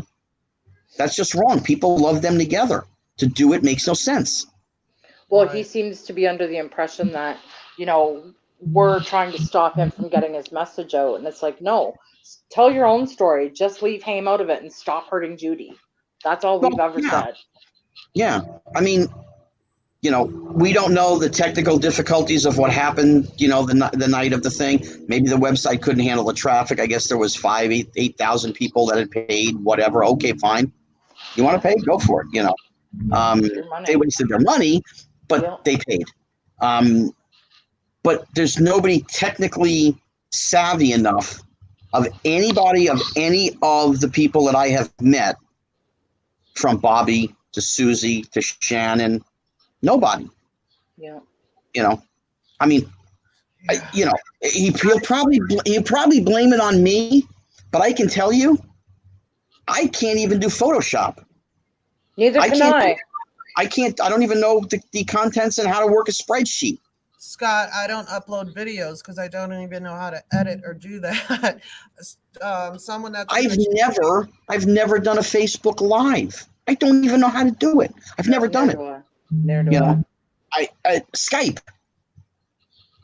I pretty much I know how to open it, and I know how to call somebody. You know, the little green thing. Okay, that's a video. Okay, and then I know the red. I tried to figure out Zoom last night with Judy and Greg, and I couldn't figure it out. Yeah, well, Zoom is kind of easy because it opens up a thing. You want to join the meeting, you hit yes, and there you go. Okay, fine. Oh, but other than that, I couldn't get it. I'm the furthest thing from tech savvy that there is. Yeah. You know, I couldn't even get that. I got a Samsung. I was a BlackBerry guy until the Q10. I had the last BlackBerry, and all of my friends made fun of me. And I said, listen, I want to use this for very, very few things. Right. Take pictures, send email, and talk and text. I don't go on websites other than if I want to Google something real quick. I don't have apps on my phone, whatever, 7-Eleven, Carl's Jr., McDonald's. I don't go on there and go, oh, look, I'm here. I don't do that. That's just not who I am. You know? Yeah, see, I was hoping this was all going to come to an end after his documentary. Like, okay, he told this thing, it's done and over with. But then he comes up with this whole thing, says there's hackers. And he didn't talk about the Wolfpack. Rarely ever did he ever tweet about us. He definitely, I know he mentioned Kim once in a video, but he wouldn't mention us. And now he's calling us out. This last week, it's Wolfpack this, Susie this, Kim this. Kim that, yeah. But you're the enemy. So you're riling people up. We're discussing these things. He's not going to be happy about them because it's actually what happened. So, I mean, I actually put a thing on the truth. This has been the truth. This is not a load of bullshit made up stories. This is what this is. You know, I was there. This is what happened. He's bringing you in because it creates another tweet, another something, somebody else to maybe follow him.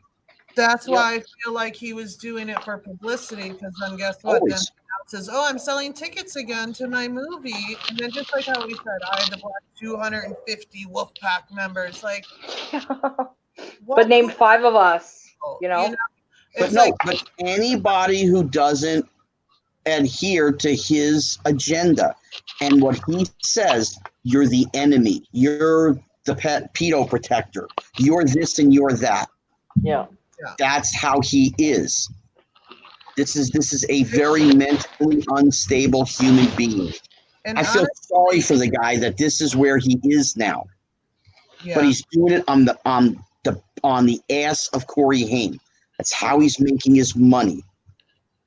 Yeah. You want to do something for nothing. Put yourself out there. I do Special Olympics. I do other stuff for kids.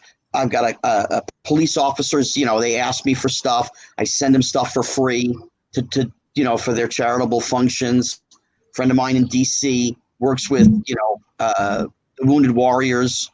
Send him stuff 2-3 times a year, whatever he wants, 4 pictures, 10 pictures, doesn't make any difference. It's giving of oneself to help somebody else. This is not him. This is not what he does. It's always about him. Yeah. And Haim, because he's got to sell the package, you know. Somebody on Twitter said something yesterday along the lines of, you know, too bad Feldman's legacy couldn't have been his movies as a young child and, you know, his younger years. But now his legacy that he's leaving behind to everybody else is him crying on a frickin' Twitter Live. That's one person. Listen, that's social media. That's one person's opinion. Yeah. But again, don't belittle the guy. Had a hell of a track. Had a hell of a run. It's true. He did have a good career. You know, Friday the 13th, 4 is great. Gremlin's great, but he's a smaller role in that. But okay, fine. And he's got Goonies and he's got License to Drive, and you know, Lost Boys is fantastic. You know, so he's got those things, and I don't belittle them. Good for him. You know, now realistically, this stuff is going to come and pass into the video. People are still going to see the movies for decades and decades, and generations will pass it down, and they'll still enjoy it, which is great. Have a fan base. Have people that care about you. They want to come and see you at a show, meet you, take a picture, get an autograph. That's great stuff. We are a few of the very, very lucky. That's what we are. You know, we have to understand who we are and what we're about. He doesn't do that. No. To him, it's still 1987. He's still the megastar. He's still doing the Michael Jackson nonsense, which I know all about the fight with him and Michael. It was his fault. It was Feldman's fault. He created it. He caused it. And that caused, it was a couple phone calls made, and that was the end of their friendship. That's pretty much all I want to say about that. But it was Feldman's fault, and he couldn't take responsibility for himself. He never takes responsibility. It's just like his movie doing so bad. Like, it's all the Wolfpack's fault. And, people care about Bill Exotic and Tiger, whatever it's called. And they don't care about me. Well, 20-year-old kids, 30-year-old kids don't know who you are to begin with. And, you put it on a website and made it difficult for people that are in the age group that grew up watching him. It's hard for them to figure out. My dad couldn't figure out how to watch his movie if he wanted to watch it. My dad wouldn't be able to figure it out. Listen, again, the work that he did is there. It's fine. If you don't continue to work as an actor on a regular basis, you find something else to do, whatever that is. You want to produce, you want to write, you want to be a crew guy, be a tech, whatever it is, but it takes somebody to put their ego to the side. Could he ever be a production assistant? Could he ever be a second PA or an AD, or something? No, because it's always about him. I was taught, I had a teacher. I was extremely, extremely lucky. I got maybe the best teacher on planet Earth, and his name was Richard Pryor. This man told me everything. Any question I had, he told me. We were sitting in his house. This was probably early 88. And I was asking him, I said, you have no ego. I'm amazed. You're so open to people and friendly and whatever. He goes, how much does ego pay? Is that going to help me pay for my car, my house, put food on my table? I said, no, it's a mind thing. He says, oh, no, I know what it is, but it's a waste of time. It's a total waste of time. There's my teacher, the best teacher I could possibly have ever asked for. Mm-hmm. Feldman didn't have that. It was me. Yeah. That's who he is. That's what he does, how he runs the show, how he runs his life, there were times, 2007, he called me up. Hey, I need some bread, man. I got to pay rent and I got to, child support. And I said, let me see if I can work on something. And one of the trading card companies that I dealt with, I was doing a series with them, and sure, get Corey Feldman. Absolutely. Great. So I put some money in his pocket, paid his rent, helped with child support. Okay, fine. He was promoting the book that I can't stand, but he was going to be going to New York to do Good Morning America. And there was a show in New Jersey there the weekend before. He was doing Good Morning America on a Monday. And he said, hey, I can make my flight arrangements. I can get there on Friday for the show. Would you let me come? I said, it's not up to me. It's up to the promoter. Promoter did not want him at all. He didn't want to have anything to do with him. But I said, listen, he needs, rent money. He needs child support money. You got to have a heart, And this is like 5-6 years ago.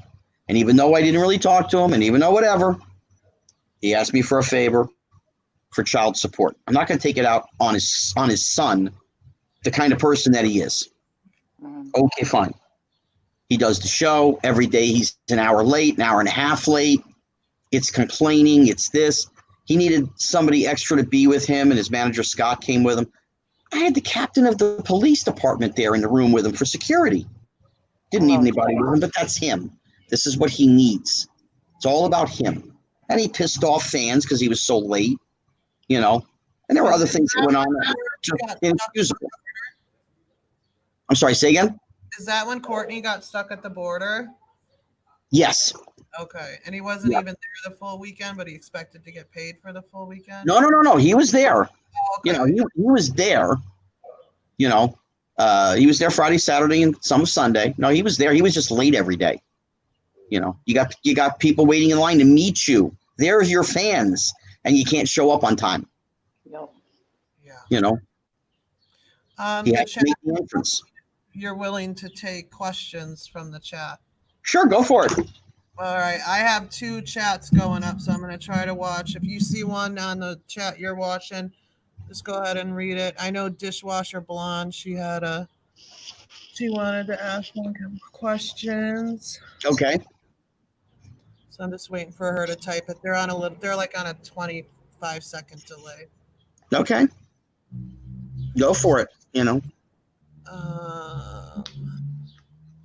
This can be like the Dr. Oz show that I didn't do because they didn't want me on it because I wasn't going to agree with what Feldman said. There you go. Greg, I asked him about that story before we went live, and he said he's not going to tell it. So you're denied, Greg Harrison. How can I get my A Time to Live VHS signed by Scott? A Time to Live. Oh, A Time to Live. Yeah, I don't know who it is, but they got to kind of catch me at an appearance somewhere. I don't do the autograph thing in the mail. I don't do that. People have got my address. They send me stuff, and I don't do that. And I don't have a website where people could come and buy my stuff and autographs. Again, I'm not tech savvy, and that's just not what I've ever done. Okay, Dishwasher Blonde says, if Feldman falsely accused Alfie, what do you think about him hinting that Bobby Hoffman was inappropriate to kids? From everything that I have heard from Alfie and others, nobody ever saw anything. Okay. I was told Bobby was a good father. Now, there's this misconception here. Bobby Hoffman is Alfie Hoffman's father. That is correct. Okay. Bobby got together with a woman. They had a child together. She didn't want to take care of the child for whatever reason. Bobby took full custody and took care of his son. And from what I've understood, Alfie has had no complaints about the way that his father treated him. He was a good father. Yeah. So, again, I don't ever say, is it impossible? No. Have I ever heard anything remotely close? No, not until Feldman brought this up. Nobody else has ever said that. Is anything possible? Yes, but I have not heard anything to that effect. So I can't say 100%, but 99% because nobody's ever said anything. Again, these instances don't happen once. If somebody does something to somebody, they do it more than once. They don't stop. I had somebody else up here that had a question, but okay. Did Corey Feldman have a real relationship with Ginger Al, or was it sexual abuse like he now claims? Well, I laid out the situation for you. Yeah. I took the guy to the Comedy Store, more than willing, because he's the one who called me to tell me he's got to meet up with her. Now, at this time, he's, I want to say 16, right around 16. He wasn't driving yet, okay? Now, at 16 and you hit puberty, if it's a woman, period, and you're a heterosexual male, you're going to go for it. And we're not exactly talking about an unattractive woman here. She was in her prime. This is a extremely beautiful woman. If they went back to her place and something went down and they had relations, okay. Yeah. So now if somebody wants to say, oh, was it molestation?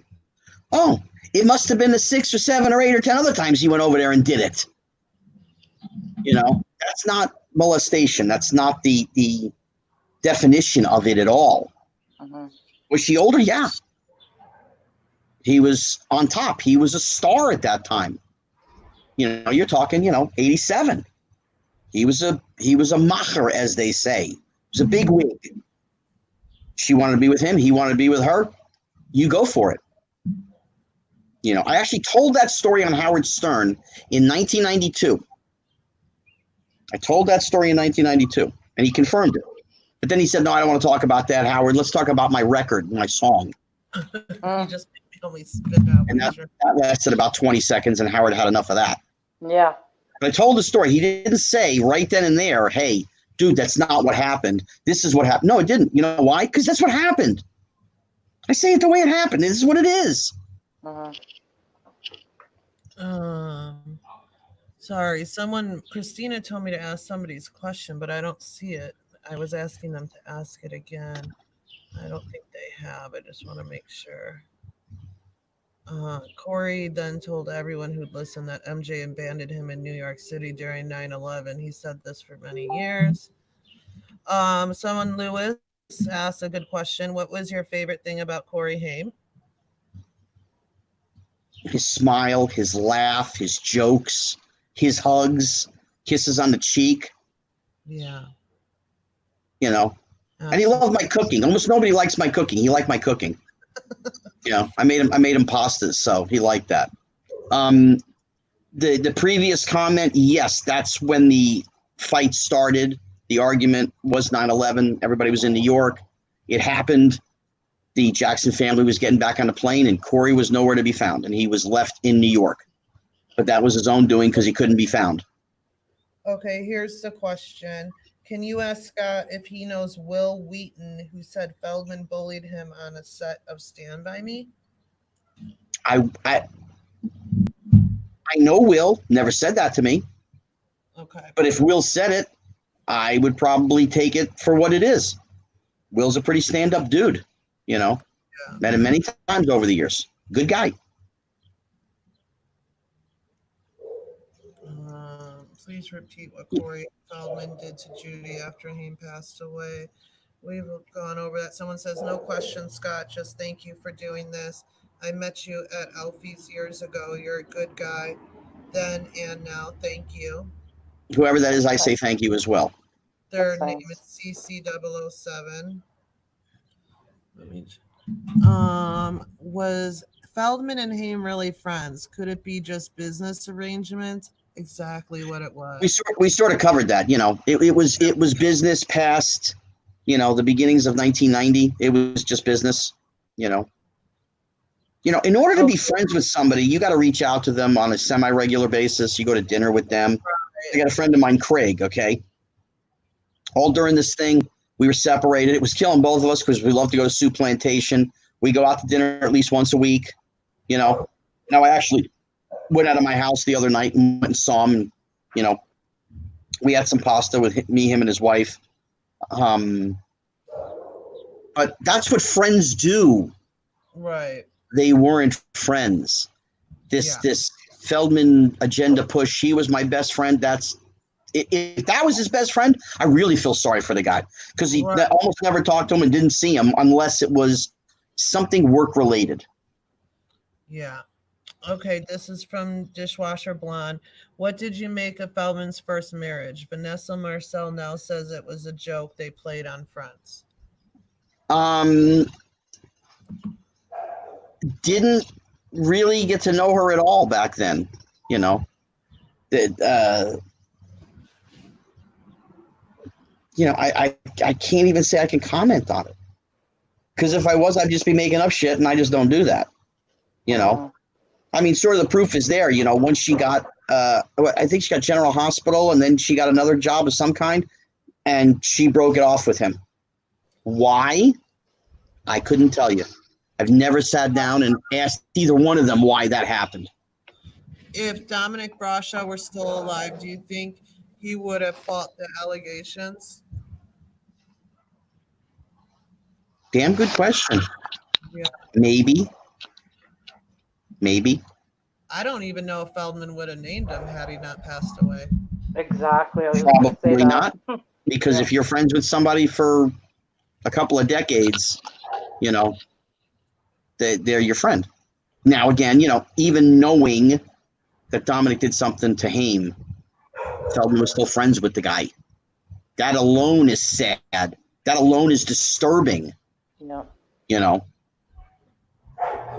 Okay, Maximus Prime. I just want to know about the rest of the Soda Club clique, like Scott Grimes, Alfonso, whatever. Ribeiro. Horrible. Yeah. Mackenzie Aston. Yep. Ricky Schroeder, Robin Lively. Do they have anything to say? If they have anything to say, they are more than welcome to speak up for themselves. Right. Scott Grimes is his own man. Mackenzie's his own man. Didn't you tell? Todd Bridges is his own man. Yeah. You know, Alyssa was there. Nobody would have touched her anyway. Nobody would have gone near Alyssa because they knew they would have had to answer to Tony Danza, and nobody was going to do that. So nobody did that. Oh God. I mean, Alfonso, he's his own man. You know, I'm not going to put words in other people's mouths. Good. I'll say this though, not one of those people. Let me think. Nope, I can't even say that. One of them has reached out to me about all of this, of the old crew. One has reached out to me. I won't say who it was, but they have reached out to me, and they just can't believe that he's gone to the place, that Feldman has gone to the places he's gone. You know, this was a extremely fun time. Christina Applegate, David Faustino, Alfonso singing and dancing. I've said this, I'll say it again. Live feed, Alfonso Ribeiro, the most talented kid of that generation. Good singer, dancer, actor, funny. Wasn't anything that Alfonso couldn't do. Wow. You know, Schroeder, Schroeder's his own man. He's got, married, divorced, kids, whatever. I'm not going to put any words in any of their mouths. If some of them see this, you want to step up to the plate, you want to comment, feel free. I'm all for it. Us too. So what was the story with Harold Pruett, Pruett? He passed away, but Feldman mentioned his name in the book as a possible victim. I don't know that I met the man. I couldn't remember. That's not a name that rolls off my tongue or in my brain at all. There was a photographer I know that had some issues and had problems later on, pedophilia stuff. Marty, we've already, mentioned. Villard,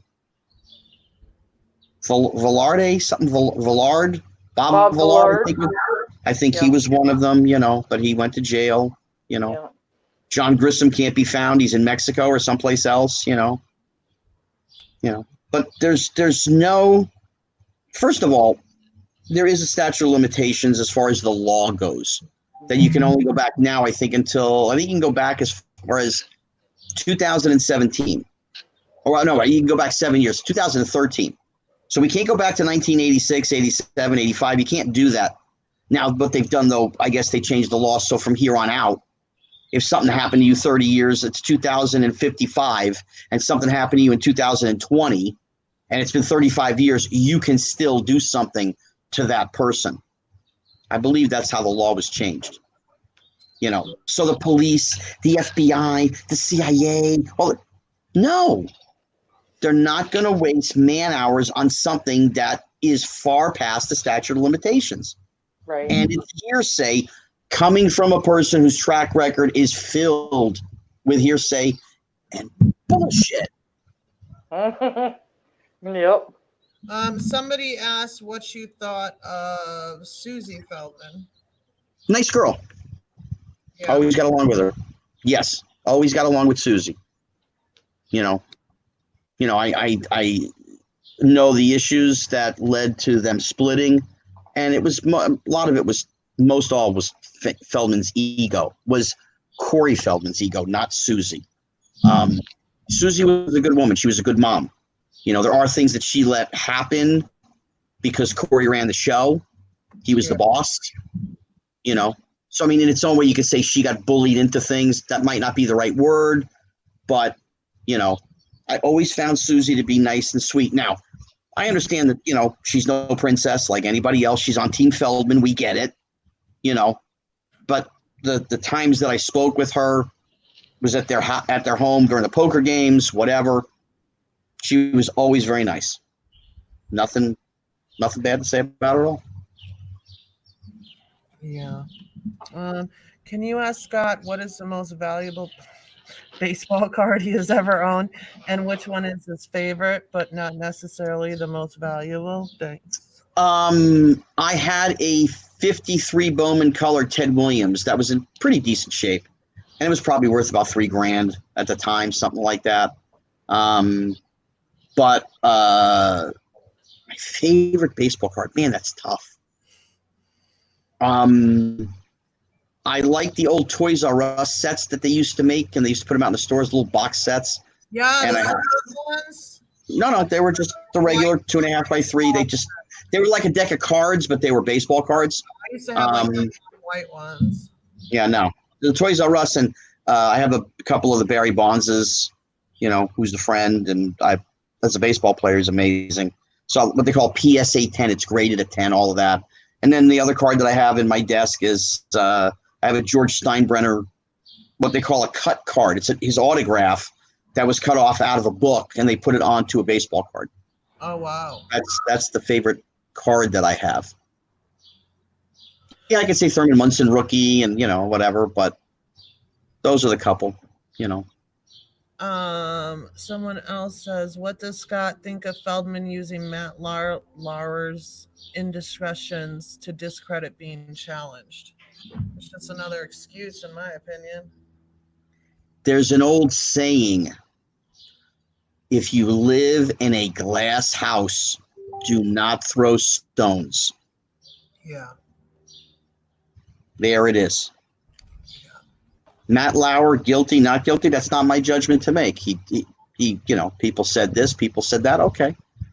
But for Corey to jump on somebody else, it's joining the bandwagon. That's basically what that is. Yeah, Jenny Abel says, why did you stop acting? You are a fantastic actor. I just saw you in The Toy, and we love A Christmas Story. Well, thank you. I have never stopped acting. In fact, I just did a film between right after Christmas up through the first week in January. I did a film, an independent, back in New Jersey and New York. So I still do act. I'm still out there. If somebody wants to hire me, Screen Actors Guild has my contact information, and I'm out there. You know, unfortunately, due to I don't live that close to LA, you know, or the studios, be it, you know, Right. Burbank or Culver City. And it's a lot of time and money getting the car to go to auditions and so forth. And I would spend 3-4 hours in the car for an audition, you know, so I'm not a part of the audition process. I don't have anybody representing me. You know, I do my own negotiations. I have a lawyer that looks at my contracts. Okay, fine. Somebody wants to hire me, find me. I'm not impossible. Yeah. Oh, there's another thing that I just kind of kicked into my head. Go ahead. I've lived in the same home for over 13 years. I've had the same phone number for, oh my God, probably close to 20 years. Never gotten a phone call about anything from that side of the fence, for a documentary, for a book, nothing. I was never contacted. Now you guys were taken to court, right? The restraining order? That you didn't show up. Somewhere in there, apparently my name was on something. Now I wasn't served. It was. I have it all scanned. I can email it. Yeah, somewhere on there, my name was mentioned for whatever the reason. Yeah, I don't remember exactly what the reason for. I think they. But I'm not hard to find.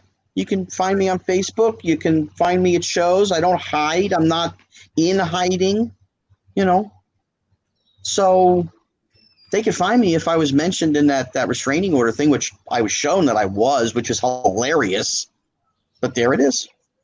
Allison8129 says Richard Pryor seemed like such an amazing, interesting guy. Did you happen to see him before he passed? And I know you've. I was friends with Richard from the day I met him until the day he passed. I hung out with him many times. We did dinners, lunches. We went out. We went to other movie sets. I saw him about 2.5 months before he passed was the last time. They had a function at the AFI that I went to with him. They did a tribute thing at the Comedy Store that I went up and spoke about him. He was by far the most amazing human being I've ever met. Period. Yeah, There was nobody in comparison to the kindness. I had all of his phone numbers, you know, and I would call him for different things, you know, and not once did I ever get, hey, kid, I'm busy. I can't talk to you right now. Never happened. Never happened because that wasn't Richard. He was just a great guy. Quick story in all of this. He was coming to Radio City Music Hall. I called his office. They asked him whatever. He said, Scotty can have whatever he wants. So I ended up with 4 tickets. I took a date, me, my mom, and my dad. We went to see him backstage afterwards. Ended up in the ultimate VIP room with like 12 other people. Richard came out wearing a robe, his RP robe on the lapel, looked around the room, had not seen us in over a year since we had finished the movie. Walked over, gave my father a hug. Danny, how are you? Gave my father a hug and a kiss. Said to my mom, Sharon, it is so wonderful to see you. How are you? Gave my mom a hug and a kiss. Introduced himself to my date. Gave her a hug and a kiss on the cheek. And he said, all right, come here, you. And he picked me up and he gave me a big bear hug. We stayed for several hours. He's like, you don't have to leave. Go get some food. Get a cup of coffee. You want to have a drink, whatever. I wasn't old enough to drink, but, but that's how he was. One of the greatest human beings I've ever met. Yeah. Everybody should want to be that Richard, not the before he burned himself up and all of that, but the one after, who wanted to educate, talk to people, be kind, be nice. We played video games and, we went to amusement parks and the movies. This is what I did with the guy. Was he after me sexually? No. Not even in the vicinity. He used to send girls to my trailer when we were shooting the movie, and I would tell him about it. He would laugh, And then years later, I'm at his house and The Last American Virgin came on the TV. And I started laughing. I said, I remember those days we were shooting the movie, All those girls were coming to my trailer and he goes, what'd you think? You were stud muffin? You think you were this all, bulked out guy? No, he goes, I was sending him to your trailer, dude. I had the greatest wingman ever. That's Richard Pryor. Aw. All right. Well, Greg and Coleslaw Wolf and Dishwasher Blonde just sent or shared the link for Haim's art because I saw some people asking if there was any personal items of Corey Haim's for sale, and I know Judy is not getting rid of what she has. No, I believe they do make. I think they make prints of it or something like that. Whatever it is, If it's art, otherwise, I would suggest looking on eBay because maybe somebody got something of his, 10 years ago when he passed, and they're looking to sell it now. But it's possible, they could. It could be out there. Thanking you for coming on here and saying how much they love you, and thank you for doing this. Thank you, whoever watched this. Please share the link. Spread the word. Today is the 21st of April. Tomorrow is, let's get some more money day. So let's, it is what it is. At this point, if you want to still pay $20, God bless you. Here's the thing. Should we take bets right now? Do you think he's going to have a smooth sail tomorrow with this movie? Or do you think something's going to happen again when he goes? Don't know. Don't know and don't care. I know. Don't care. Scott, okay? I don't know. All of this, again, I'm going to say it again for those that kind of turned in late or whatever. I didn't do this for me. I did this for Judy, Alfie, and Charlie. Their lives are being screwed with, messed up, because you got a very, very mentally disturbed person throwing them down the river for nothing, for his own personal gain. Yeah. Taking off my glasses. I didn't ask for money for this. I don't want any money for this. It's not what I do this for. It's not what I did this for. It's to get the truth out there, what the hell happened, what went on, and how it went on, and what's bullshit. I love that word. Such a great word. It is a great word. Bullshit. Yeah. Okay. Or Mel Brooks in History of the World said, bullshit, bullshit, bullshit, and bullshit. Serious, Stacey? What? Feldman's live on Instagram now. I guess he did his Twitter live, and now he's on Instagram. God bless him. Yeah. Let him have fun. We got nothing else to do. Listen, everybody stay healthy. I almost forgot that part of this. Yeah. We're in the middle of this thing. Wear your mask. Do the social distancing. Stay safe. Yeah. Because the longer this thing goes with people getting sick is the longer we're all home, and none of us want to stay here. No. No.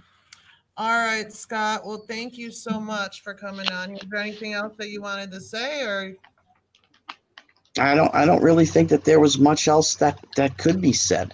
Well, I think thank I you think very I much. covered it, from top to bottom. And listen,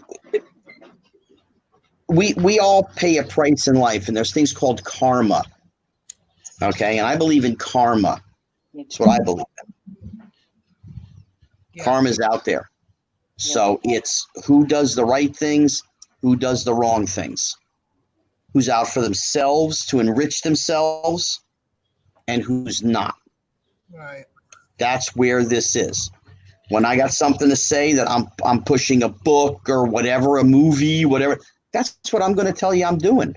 Right. I'm not going to sugarcoat it with sympathy and crying and all that nonsense. You mean if you write a book and it doesn't do good in sales, you won't go, oh, they care more about Joe Exotic than me. I didn't even know who the guy was until it ended up on TV and then TMZ about 800 times. I had no idea who the guy was. I still don't. I haven't watched it. I don't watch very much of reality television. The 90-Day Fiance thing or whatever the hell that show is called. I watch that because it's funny. Me too. I love it.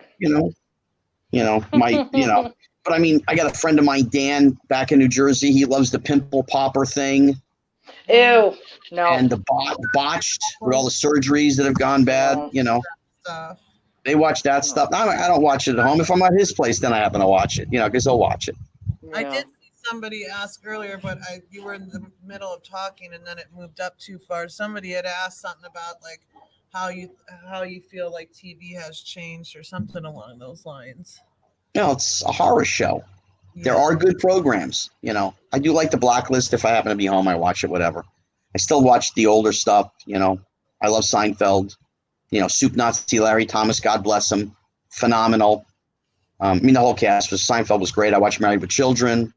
If I'm laying in bed at night and I click it and it comes on. But the new stuff, they're not stars. Right. They're celebrities. They're press driven because they're on these shows. Most of them don't have any talent. They're not actors. They just happen to be the 5 stupidest people to walk in the room that they put together to make a show. The talent shows, American Idol, The Voice, there's some great people up there. What is it? So I Know How to Dance, or the name of that show. The Globe, the Celebrities, the Globe. What is it? The celebrities at not America's Got Talent. The concert thing they just did. Well, they've done it for 20 years. What's the Globe thing? The Academy Awards? No. Where they dance. They get up and they dance every week. Oh, so you think you can dance? America's Got Talent? No, the celebrity one. Oh, the Masked Singer? No. That's actually kind of fun. I don't watch it all the time, but I'll watch the clips of it later on. No, the Out of here. Alfonso. I know the show you mean. I can't think of the name though. This shows you. I'm this shows you how much I love these shows. I can't even think of them. But they're not real. Stars. Dancing with the Stars. Yeah. Bingo. Dancing with the Stars. I said Dancing and Stars. I just didn't put it together. Yeah. They're fun to watch. But then most of the reality stuff is just whatever. Storage Wars. I know it's scripted. Oh yeah. It's hysterical. I like Barry. He was, whatever. Yeah. That guy. Daryl. It's fun. Daryl C. Daryl's fun, but that's not the guy, whatever. He's fun. I don't watch him on a regular basis. If there's nothing else on, I will watch it. if Blazing Saddle is on, or Abigail Costello meet Frankenstein, or the Ten Commandments, or Frasier I liked back in the day, Sopranos I liked back in the day. Any of that stuff is on, I'll watch that stuff first. Yeah. I think we're all watching a lot of TV lately. Mm-hmm. Yeah. I asked you if you had anything to say, Scott. I'm going to say this, and this was my final thought, and then Kim, you can go. As long as Feldman is still speaking Judy's name, I'm not stopping Corey, because you need to let Judy grieve her son and live the rest of her life out without your shenanigans and your bullshit. Bottom line, you say you're for the kids. What about Judy's grandkids that have to read all this crap that you put out there about her son? Why don't you ever think about that? Yep. So listen, I'm going to do some of these podcasts and some of these things to kind of, just get the message and what reality really is and what the truth is. It's my truth. You want to call this my truth? You can call it. But I was there. I know what went on. I'm the logical one and the older one of all those guys. I was the older brother that everybody came to for advice and looked up to, and I need a ride and I need this, and okay, fine. That's who I was. That's where it was. That's how it happened. End of story. If he wants to keep pushing his nonsense and bullshit, that's up to him. But this is now out there. It'll be shared. People will start talking about it. Not because I want to be something great and wonderful. Not because I need the attention. That's not what this is about. you wouldn't be on my channel. There's two people who could tell this story. Me and Judy Haim, and that's it. We're the only two people who were really there. Did he have other friends? Yes, of course. Were they as close? That I couldn't tell you. When I hung out with Haim, I hung out with Haim. Right. So, I absolutely adore that woman. She deserves none of the last 10 years that she's gotten. She was a good mom, still a good mom, good grandma. You know what? And for people in the chat, just so people don't know this, I did not get involved with this because of Haim or because of Judy or nothing. It was because of my experience that I had with Feldman when I met him 3 times years ago. And it triggered me that he was asking for money to name pedophiles. And I made a tweet reminding him who I was and what I knew about him, and that he was a scammer and a drug user. And I instantly got blocked. A couple of his Feld fan members, I think Kim was one of them at the time, or somebody came at me and, were like, oh, yeah, right, blah, blah, blah. And then Shannon Marshall and this other girl, Shannon, show up on my tweet and they're like, oh, tell us more. I was like, well, this is, what happened when I met him. And then I had no idea. I did not follow him. I had no idea he had written a book. I knew in 2000, 2001, he had a band with Guys. That's the last I knew. I didn't know he did Wife Swap. I knew nothing. And then I just started finding out more of this stuff. And then I found out about the bandmates. And I was just like, oh my God, this guy is such a scammer. I knew it 20 years ago, 17 years ago. And so I got into it because of that in October of 2017. And then when a Feld fan member that runs his website sent CPS to my house under false allegations, which Corey gave her the stamp approval on it because I shared screenshots that she'd talked to Shannon and I because she was lying. So that's what I got in return. And then that's when Bobby had said, because I was on the phone with Bobby when they showed up, and then he told Judy, and then Judy and I started talking in April of 2018. So I didn't get involved with this because of Judy, but now I've gotten to know her so well. We talk on the phone every day, and she's a great person. She's an honest person. She's not a bullshitter. She's not you don't get 1 ounce of that from Judy at all. No, you're right. That's again, Corey. Everybody says Corey Haim told his whole stuff and put it all out there. I think that Corey learned that from his mom, absolutely, because she's no hold bars either. You ask her something, she'll answer you, unless it's something private, and then she's going to tell you, I don't, But listen again, something we didn't say, and it is what it is. I have always had a belief. I've always believed that Feldman was jealous of Haim. Not for what you think, though. Not for talent, not for being blonde against a brunette. I really think the beginnings of it all was the fact that Haim had a good relationship with his mother and his father. Had a good relationship with them, was very solid. And Feldman didn't feel that he had that relationship with his. You know, I think him and Bob, they probably bashed heads a bunch of times. And his mother had her issues. You know, there were things involved, you know, and he's spoken about that, you know. So I think the jealousy part of it, the whys and how comes, it started way back, you know. But Judy has never been shown me anything but being a great, caring, loving mother, you know. I remember, I can tell you one time they were in an apartment, and Judy had smoked a fatty. She had a blunt, you know, one time. And we're talking like, this is like 90, You didn't inhale? 93, something around there. I was in 8th grade. Since that time, I've never seen the woman do anything. She's not a druggie. She's not an alcoholic.